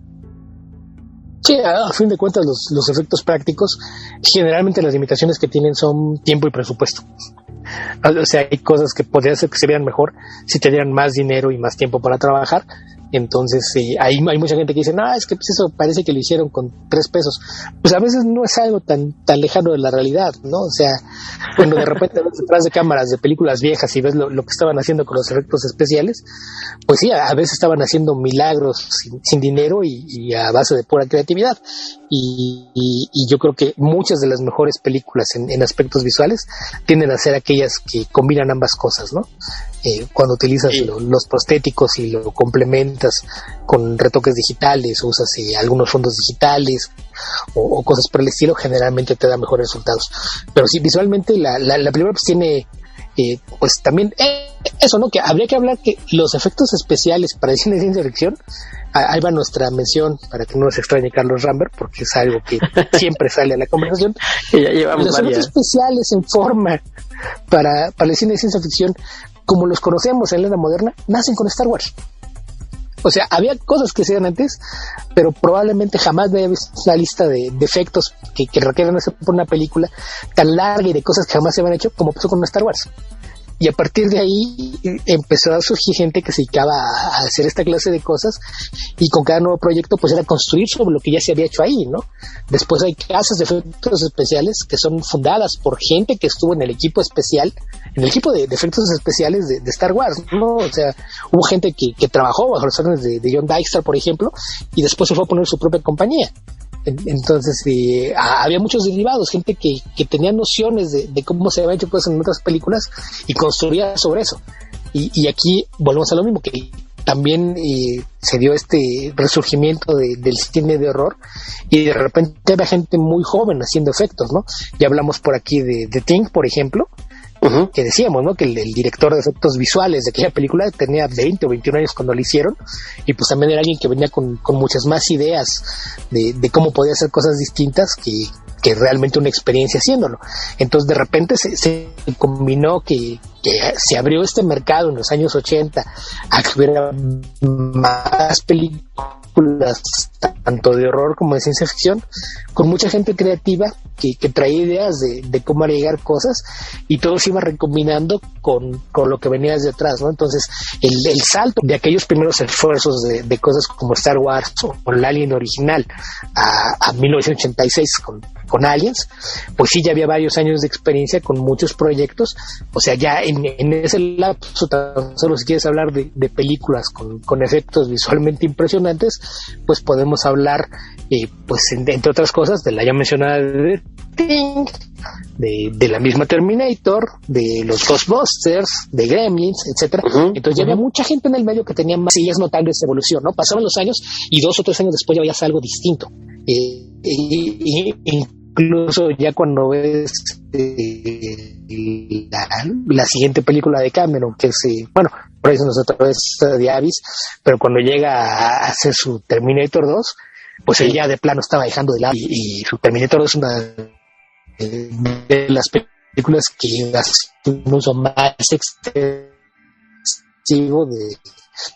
de las imágenes creadas por computadora. Entonces yo creo que también es algo que hay que ponerlo en perspectiva, ¿no?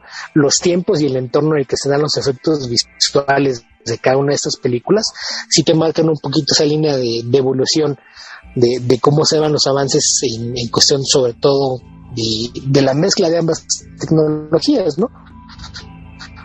Porque ya también, ya hablamos alguna vez del Abismo Negro, donde también había muchos efectos prácticos, y por ahí un par de cosas hechas con montajes de cámara y evolución de efectos digitales, a raíz de que les era más fácil pagarle a dos. Starfighter tiene una cantidad de efectos hechos por computadora que no he visto en producciones más grandes. Entonces todo eso se iba sumando y sí notabas esa evolución. Entonces aquí todavía hay una mezcla que todavía se cargaba un poquito más hacia el lado de los efectos prácticos sobre los digitales, pero sí hay cosas que, como ya mencionas, sí se ve de repente mucho mejor muchos del trabajo de prostéticos que a lo que pasa con los efectos computarizados, ¿no? Que a fin de cuentas es una tecnología posterior y que todavía estaba en pañales. Sí, oye, y hablando precisamente de Star Wars, algo que le pasó a James Cameron, también le pasó a George Lucas, es que se fueron a grabar a Inglaterra, a los estudios que tenía por allá la Fox. Y el crew, el equipo británico que estaban allá, pues para empezar era gente que conocía a Ridley Scott y decía, pues James Cameron, ¿quién es? ¿No? ¿Qué este cuate a qué viene? Y luego que era su director de cámara era el que le hacían caso, y él decía, no, pongan esta luz mejor así y este encuadre mejor acá. Terminó teniendo problemas obviamente con él, James Cameron, lo corrió, la gente del equipo británico pues no lo quería, o sea, también tuvo un montón de broncas, que fue un poco parecido a lo que le pasó a George Lucas, ¿no? Con los horarios que no sabían. George Lucas no sabía que tenían ciertos horarios y que había que parar a tal tiempo, entonces tampoco le fue tan bien en el rodaje. Que la diferencia es que George Lucas pues sí venía de trabajar ya durante algunos años en el sistema de Hollywood, donde pues aunque hay sindicatos, pues sí era bastante más laxo, ¿no? Tú negociabas con tu crew cómo están los horarios, cómo se iba a trabajar, cosas por el estilo. En ese sentido, los ingleses, como la gran mayoría de ellos trabajaban para agencias gubernamentales, pues sí, su sindicato tenía reglas mucho más rígidas y estrictas, y eran bastante menos flexibles a adaptarse a los caprichos de alguien. Y si aparte ese alguien era un director estadounidense, que de por sí siempre ha habido esa idea como que, ¿y este tipo qué? Pues, como mencionas, en el caso de Ridley Scott, él es inglés, es un inglés que emigró a hacer cine en Estados Unidos. Entonces cuando regresó, pues él sí sabía más cómo estaba el tema tanto de cómo funcionaba la industria como de la cultura de trabajo de los ingleses. Entonces no tuvo ningún problema para embonar allá, aparte de que la principal razón para que usaran estos estudios es que Pinewood son unas instalaciones gigantescas, entonces te permitía construir y tener sets y sin tener que estar, que a veces es un problema cuando tienes otros estudios en Estados Unidos, que el espacio es más limitado y sí puedes construir grandes sets y lo que quieras, pero dentro de todo sí está en un espacio muy limitado, y a lo mejor es, ok, vamos a armar este set y vamos a filmar todo lo que va en ese set y luego lo desarmamos y armamos otro. Y Pinewood es un lugar tan grande que te puedes dar el lujo de armar 3 o 4 sets distintos para trabajar en ellos conforme lo vayas adquiriendo, más allá de que de todos modos tratas de sacar el mayor provecho a tus tiempos de filmación, y ya sabemos que rara vez una película se filma en orden, ¿no?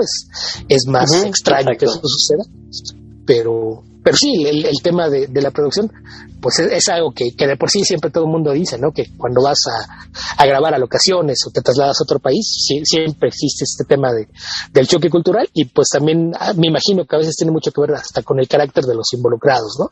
Habrá quien llegue y de inmediato se las arregle para llevar buena relación con el equipo de trabajo, hay quienes no tanto, y en el caso de Cameron Bell sí, pues de por sí con esa forma de conflictivo que tiene y demás, pues probablemente empezó a chocar con mucha gente.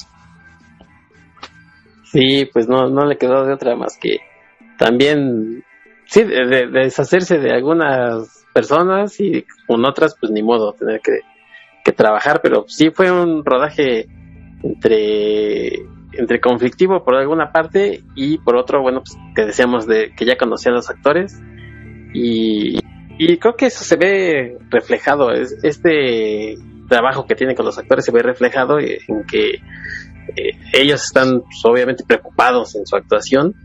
Repito, algunos te caen bien, incluso el papel de Bill Paxton que es medio insufrible al principio, pues al final como que ya te cae bien, y ya cuando que estás esperando que suceda lo mismo que la primera, que pues la palman todos, seguramente la única que va a quedar es Ripley, pues empiezan a caer, este pobre pues también le pasa, Vázquez le pasa, cuando se entera uno que el personaje de Paul Reiser pues incluso por ahí hace que se queden encerradas Ripley y esta niña Newt con un facehunger o dos, creo que son,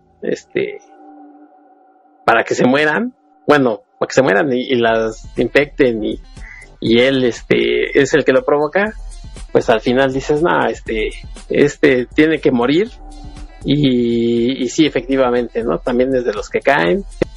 Curiosamente aquí sí sobreviven más personajes, ¿no? Obviamente está el de Ripley, está el de Hicks, que es el de Michael Biehn, el de Bishop, que queda maltrecho, pero finalmente se lo lleva y a ver si le pueden hacer un tru-tru o algo, y son los personajes que al final creo que son los que caían bien.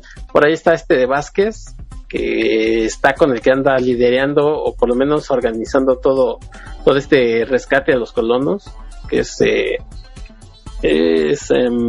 William Hawke, que es el teniente Gorman, que es un personaje muy simpático porque luego le preguntan, oye, ¿cuántas veces tuviste que hacer esto? ¿No? Y dice, no, pues 2, y las 2 fueran ensayos nada más.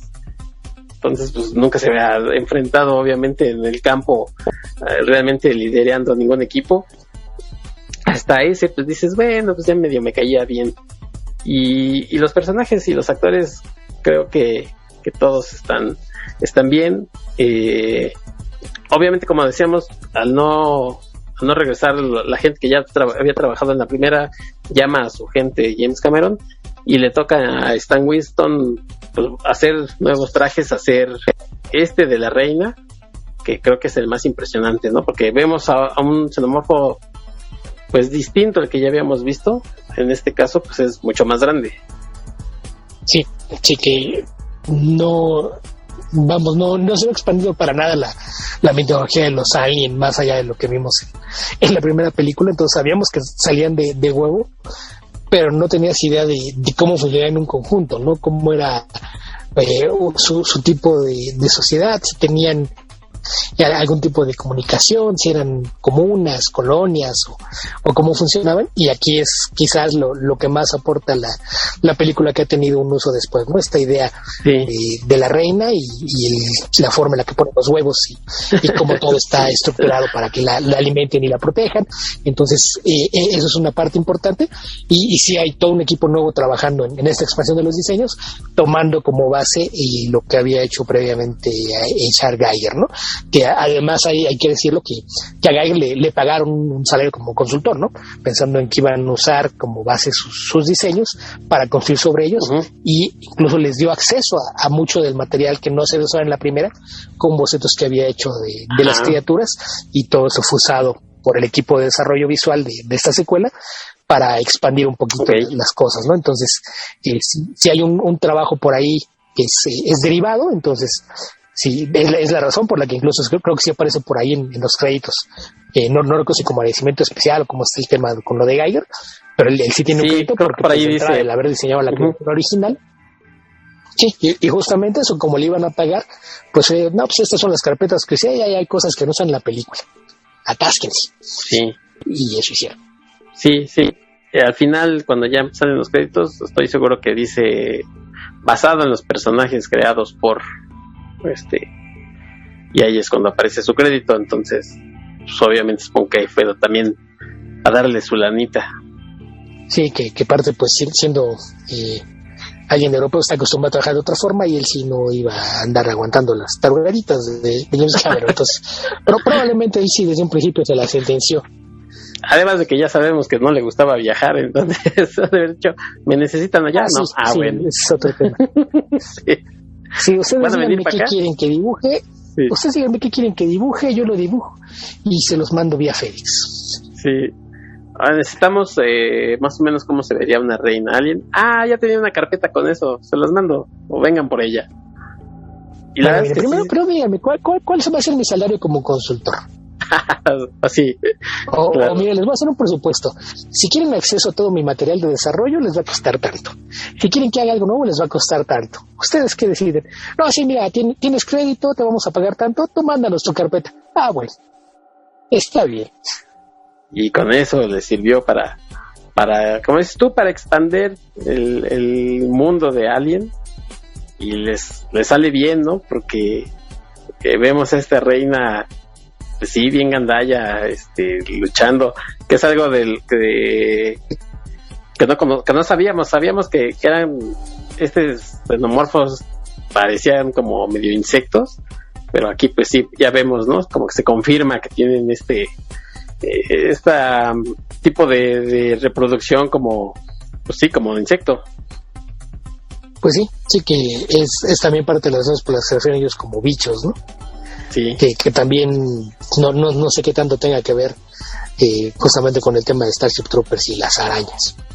Sí, yo creo que esto cuando se refieren a los bichos, en un principio yo quiero suponer que se referían a otro tipo de alien, ¿no? A otra especie, quizás mucho más dócil. Y probablemente con esto de que leyeron Starship Troopers, pues se refieran precisamente a estos bichos. Y aquí pues resulta que no es tan sencillo, ¿no? Para empezar, esto de la sangre ácida del alien, ya con eso ahí al principio se deshacen como 3 o 4. El personaje de Hudson, el de Paxton, el brazo le queda todo ahí maltrecho. Que, por cierto, no sé si lo comentamos en la primera episodio de Alien, pero mucha gente luego por ahí escucho que dicen, ¿cómo puede existir un ser que tenga como sangre ácida y no se le traspase, ¿no? Bueno, hay que recordar que nosotros también tenemos jugos gástricos que son ácidos, que no nos traspasan el estómago, por ejemplo. O sea, están recubiertos de cosas. Yo quiero suponer que es un alien de esos también tendrían en su forma en la que está compuesto su cuerpo, pues algo que impida que lo traspasara. O sea, tampoco se pongan exquisitos a decirme, no, ¿cómo no lo va a traspasar? ¿No? Sí, no, y la composición de cada ser, ¿no? Es distinta. Sí, es distinta. En ciencia ficción se habla mucho de que somos seres hechos a base de carbono. Químicamente hablando es mucho más complejo, pero en varios de ciencia ficción sí te encuentras con que es que estos son de base de silicono o basado en esta otra cosa. Entonces sí hay muchas cosas en cuestiones de fisiología que pues habría que entender que no porque no sea así en lo que tú conoces no puede ser así en otra parte, ¿no? Que también de todos modos hay cosas que exageran, pero también creo que a veces exageramos en querer darle más peso del necesario a la verosimilitud temática en cuestiones realísticas, ¿no? O sea, concéntrate en la historia. Mientras la lógica interna funcione, si la lógica interna funciona, eso es lo importante. Cuando no tenga sentido dentro de lo que están contando, entonces sí, preocúpate un poco, pero de otra forma, si establece sus reglas y se atiene a ellas, está bien. No te preocupes más allá de eso.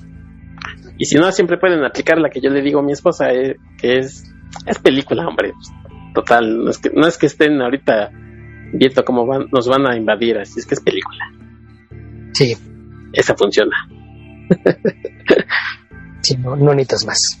Sí, oye, y el final de la película, que ya es este enfrentamiento entre Ripley y la reina, yo creo que es algo que queríamos ver más, ¿no? Porque la primera finalmente ella pues se esconde, se escapa de la criatura, la agarra medio ahí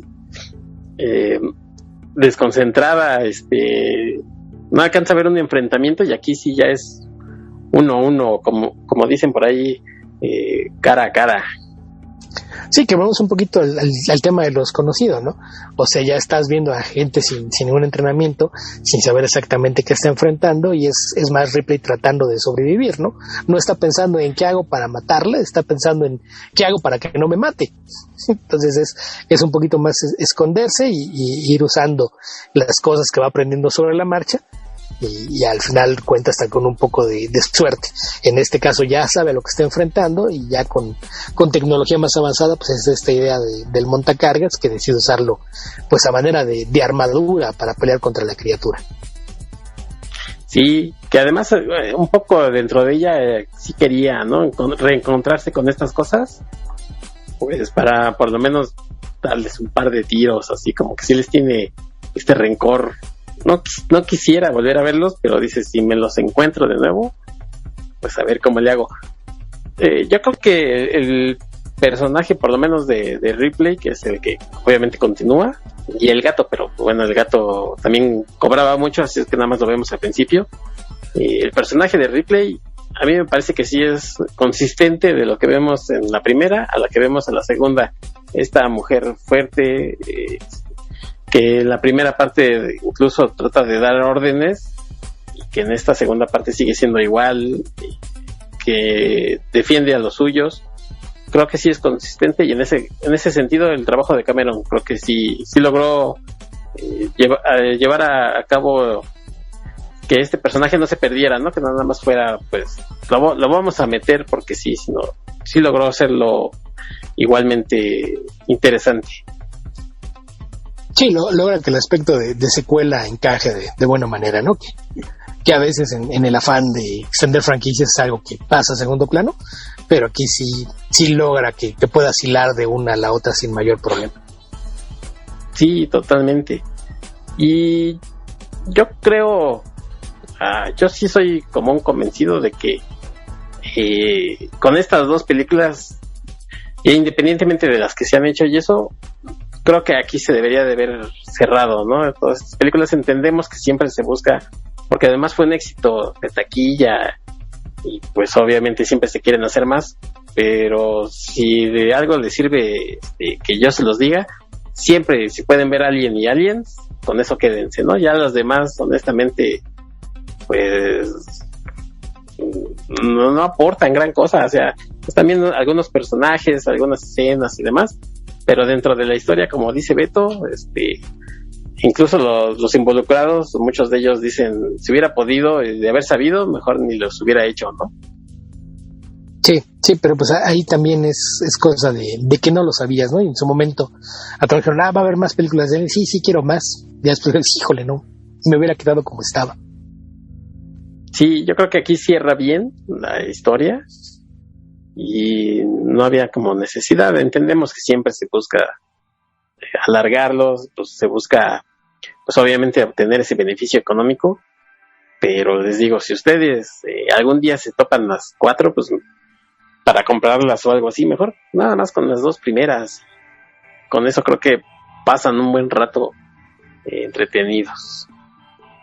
Sí, la tercera tiene algunos elementos interesantes, y que ahí si hubiera posible tener un director Scott, quizás sería interesante ver cuál era la visión de David Fincher, sobre todo por ahí para los curiosos, el guión original para Alien 3 fue adaptado como cómic.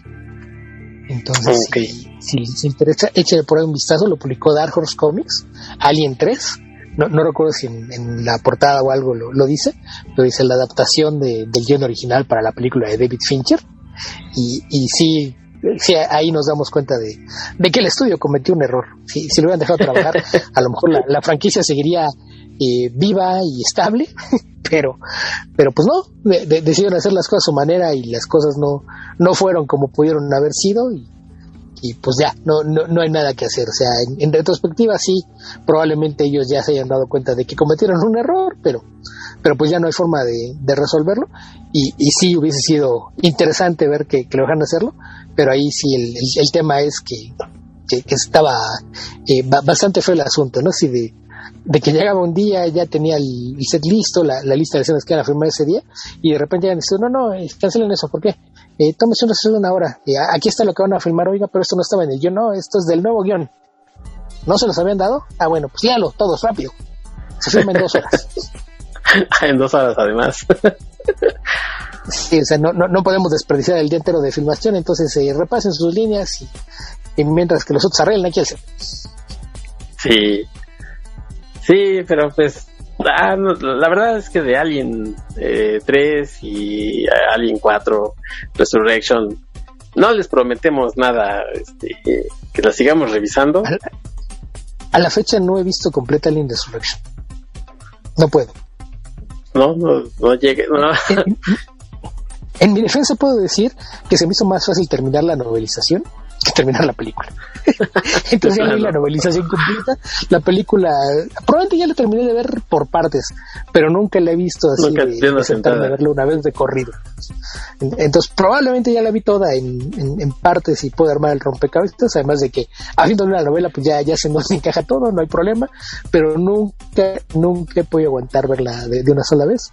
Y mira que la novela también estuve a punto de dejarla a un lado cuando me enteré de aquello de que la clonaron y como estaba embarazada el clon también está embarazado. Yo, sí. ¿Qué es eso? Clonar a una mujer embarazada, el clon está embarazado y también tiene la infección del alien que le había infectado con una reina adentro. Ok, sí, seguro. Esto no funciona así, pero bueno, termina de leer el libro. Sí, oye, que de Resurrection, ahorita se me va el nombre, pero era un director francés que tuvo mucha fama, ¿no? Con Delicatessen tenía esa película. Jean-Jacques Sanoff. Sí. No, perdón, director... no es él, es el otro, es Jean-Pierre Jeunet. Jean-Pierre Jeunet, sí. Que tuvo, digo, esta película muy famosa de Delicatessen. Y seguramente cuando le dijeron, oye, vas a ser alguien, órale, sí, me va a abrir las puertas de muchos. Creo que ya nunca volvió a hacer nada, por lo menos fuera de Francia. Creo que ya nunca volvió a haber dicho, no, ahí se ven. No, pues él era famoso por 2 películas, ¿no? Que eran sus 2 películas y las únicas 2 que había hecho antes de Alien, que eran Delicatessen y La ciudad de los niños perdidos. Sí, después de Alien se regresó a Francia e hizo Amélie. Después de Amélie hizo por ahí A Very Long Engagement, y luego tiene una comedia de unos años después que es Micmacs, y después yo le perdí la pista y lo último que supe, una película que se estrenó hace un par de meses en Netflix que se llama Big Bug, no me acuerdo cómo lo pusieron en español, que es sobre un día que los robots se rebelan y toman el control del mundo, que no lo he visto, está en mi lista pero no lo he visto, que me llamó la atención justamente porque era de este director. Sí, es de esos directores que te digo que han de haber dicho, no, yo, mira, estoy bien en mi país. Digo, a Amélie le fue bastante bien. La ciudad de los niños perdidos es una película muy padre. Por ahí algún día a lo mejor la comentamos. Pero ya... Delicatessen también es muy buena, pero es más rara. Sí. Creo que por eso lo escogieron precisamente a él, ¿no? Así de, venga, che, para acá a hacer estas cosas cochonas. Es probable. Pero ha de haber dicho, no, ¿saben qué? O sea, ¿para qué me meto con estudios gringos locos que no me dejan hacer lo que quiero?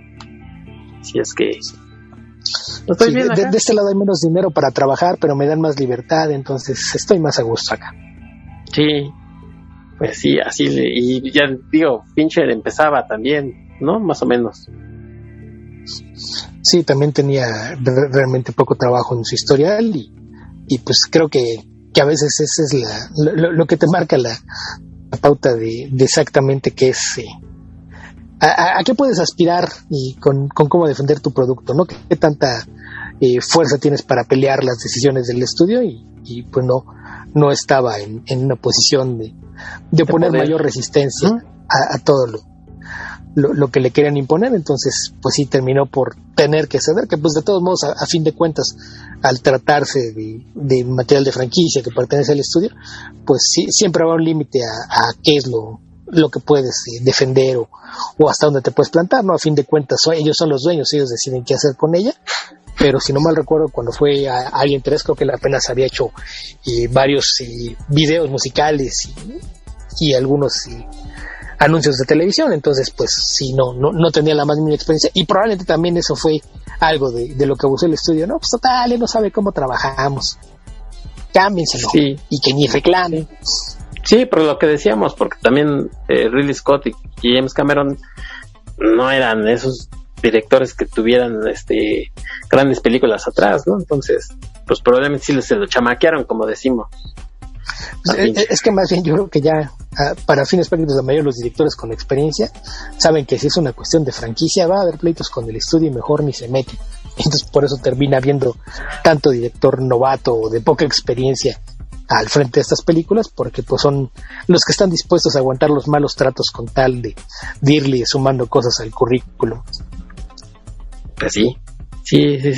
Pues yo insisto en que Alien sigue siendo una buena película. Como ya lo comentamos al principio, dependerá de qué es lo que más les gusta a ustedes. Si prefieren una buena película de acción, me parece que no ha envejecido mal. Si les gusta más este tono más de horror, está la primera, pero me parece que las dos se complementan bastante bien. Entonces, para mi sorpresa, no envejeció mal, para nada la película. No envejece mal, pero sí es en un tono muy distinto. Sí, totalmente.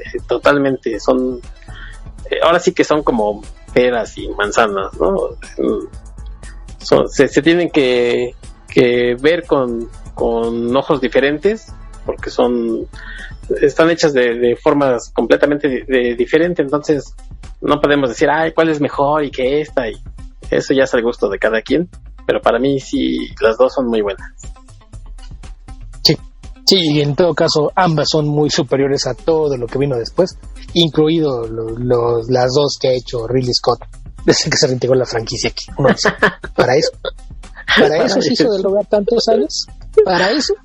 Sí, exactamente. Por ahí durante mucho tiempo estuvo ligado o desarrollando algo director Neil Blomkamp, que había hecho Sector 9, ¿no? Mucho tiempo se estuvo diciendo que incluso Sigourney Weaver, que sí había dicho sí regreso, y finalmente le dijeron no va. Sí, que es la historia de su vida, ¿no? Cada vez que hace una propuesta de una franquicia le dicen sí, y ya cuando está en la universidad le dicen no, siempre no. Ahora, bueno, hace poco salió la noticia de que probablemente haga una continuación de Sector 9. Ese ya como es de él y mejor depende nada más del financiamiento, pues lo puede hacer. Estas no, porque son cuestiones de que los productores, échame mis cosas, no, mejor no las haces tú. Sí, ya está harto de que el estudio le esté jugando con sus sentimientos, entonces piensa mejor volver a trabajar de forma independiente. Sí, oye, por cierto, cuando estamos grabando esto, que es 10 de junio, tiene un par de días que salió un avance nuevo de esta película que va a salir para Hulu de Predator, que se va a llamar Prey. Entonces, si le va bien y está lo suficientemente bien hecha, a lo mejor por ahí se animan y dicen, bueno, pues ahora lo hacemos con Alien, ¿no? Sí, que ahí también un tema que puede impactar las relaciones con la franquicia es el hecho que desde la última vez que lo vimos, habría que recordar que ahora ya está bajo control de Disney. Entonces, esto cambia todo. De entrada, muy probablemente haya menos peros a la hora de asignar un presupuesto y mucho más interés en explotar la franquicia a todo lo que da. Entonces, pues ya será cuestión de tiempo ver qué pasa con esto. Pero pues sí, a ver. Porque ahora sí que todas las dos que hizo Ridley Scott todavía fue completamente cuando Fox era su propia criatura. Ahora ya no ese es el caso. Y pues habrá que ver si Disney decide que es momento de retomar la franquicia en el cine o a través de alguna serie, que tampoco es algo que pudiéramos descartar.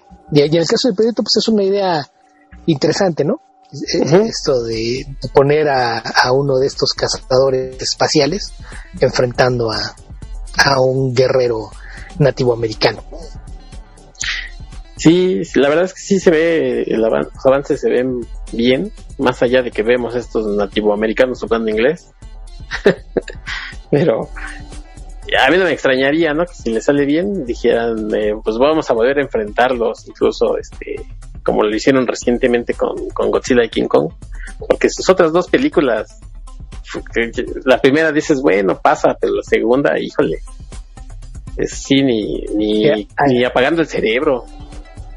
Ahí que mencionas el tema del idioma, y hace un par de días anunciaron que va a estar disponible en 2 versiones la película. Ah, sí, eso sí. También va a haber una versión en Cherokee. Y los nuevos actores juegan su parte. No entendí bien si iban a refilmar algunas escenas o si nada más iban a grabar las voces para hacer el doblaje, pero se va a estrenar en las 2 versiones. Va a haber una versión en inglés y una versión en Cherokee. Qué bueno, porque y no me extrañaría que fuera de esos casos en los que les dijeron, oye, como que se ve medio raro, y de haber dicho, no, sí, lo que pasa es que pues, a los gringos ya sabemos que no les gusta leer y por eso está en inglés, pero va a haber una versión. Sí, que hay muchos casos en los que lo llegan a hacer con las películas, ¿no? Que empieza la película, está hablando en otro idioma y tienes esa parte que está subtitulada en inglés porque está hablada en otro idioma. Y de repente, después de 10 o 15 minutos, con cualquier pretexto, la pasan en inglés. Y ya, fue como que ya te aclaramos que esto está en otro idioma, pero para que no tengas que estar leyendo, ya te la vamos a poner en tu idioma.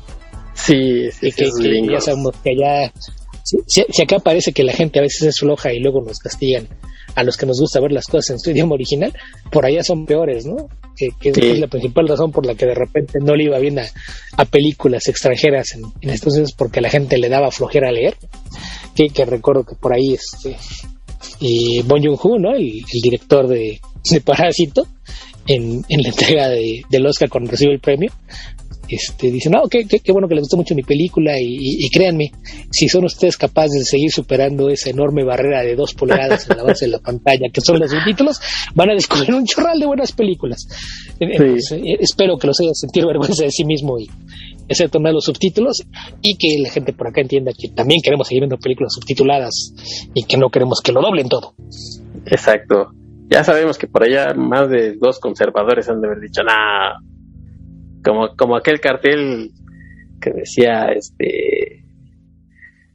lugar de decir somos, decía we con apóstrofe, ¿no? En lugar de decir weird, decía we are, ¿no?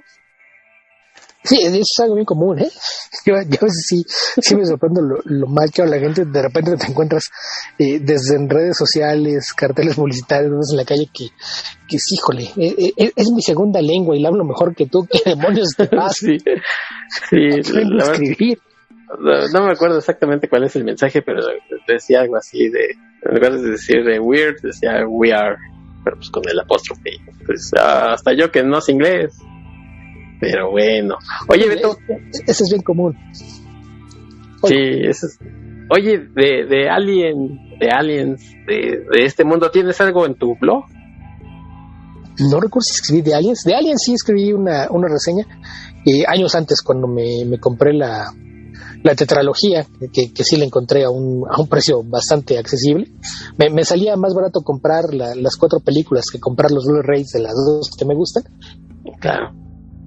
Tendré 2 bonitos portavasos en caso de que las requiera para alguna otra cosa, pero que aparte la cosa es que la caja trae las versiones alternas y demás, entonces traía las revisiones y yo bueno, pues sí vale la pena. Entonces claro. cuando la vi de ahí, recuerdo que escribí sobre Alien, y no recuerdo si escribí algo sobre Alien, sobre todo el año pasado, bueno, no el año pasado, hace 2 años. ¿Qué viste? La vi en el resto. No recuerdo si escribí algo, pero sí por ahí varias cosas de Alien, porque por ahí también alguna vez para celebrar el Alien Day, que es el 26 de abril, escribí un poquito sobre en general el impacto de la franquicia y que se había elegido esa fecha.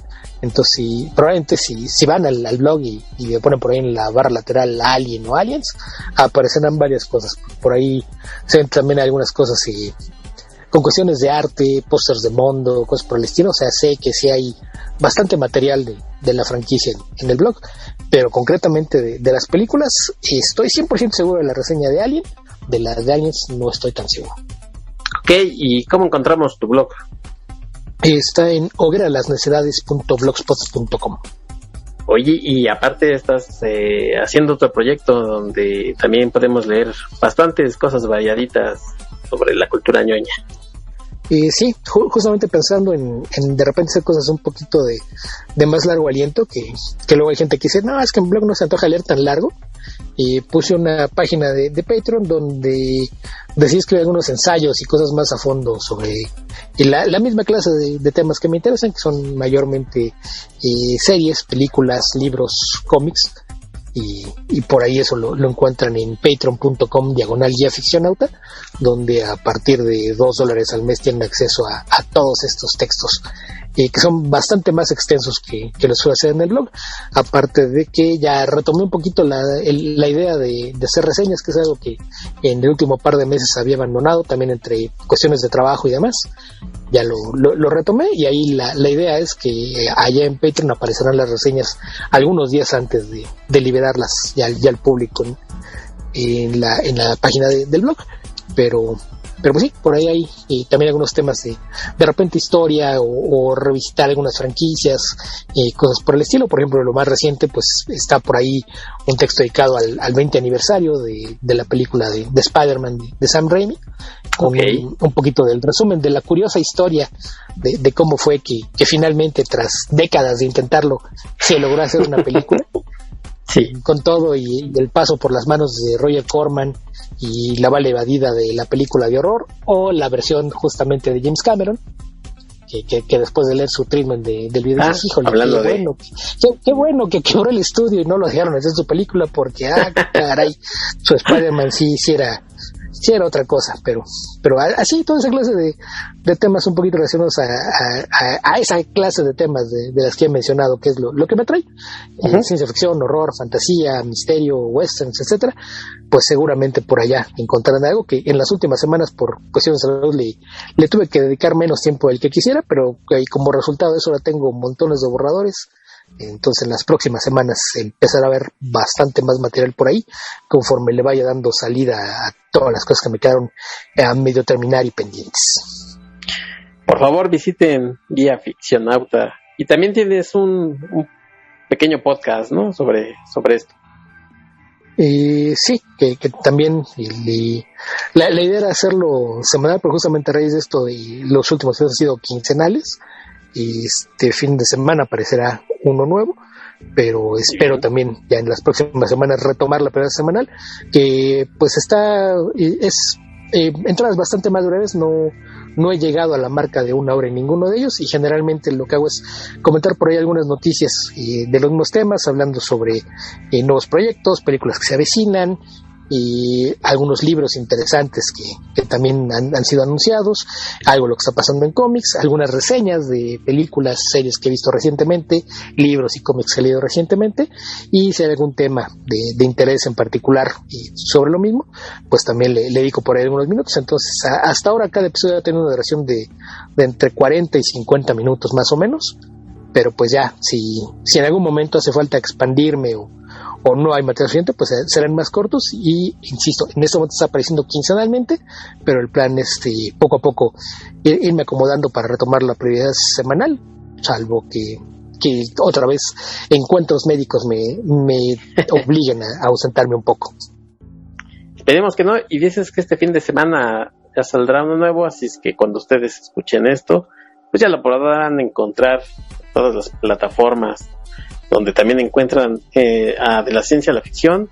También Beto aparece en el poderoso podcast Comicase, y desde luego en Comicverso con Esteban Pedreros, nuestro amigo chileno, que voy a poner a la producción de este programa, que se ponga en contacto con él, a ver si un día de estos se viene a dar una vuelta por acá.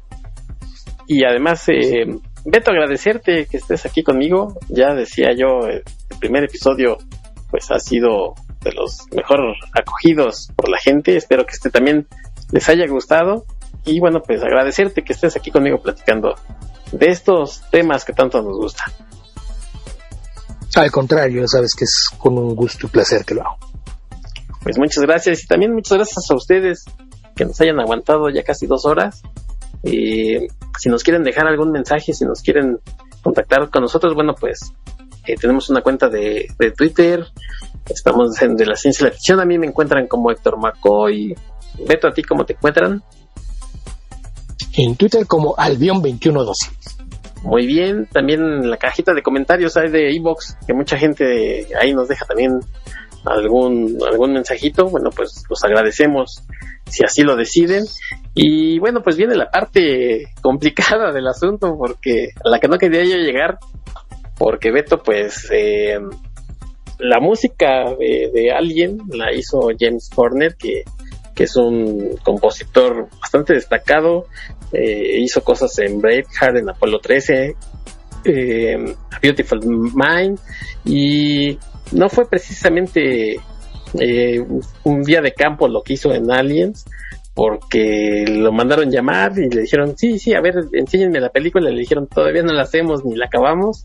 Entonces tuvo ahí algunos problemas con James Cameron, y años después James Cameron lo mandó a llamar para que trabajara con él en Titanic, precisamente en Avatar, pero no tenemos pues canciones como tal, Beto.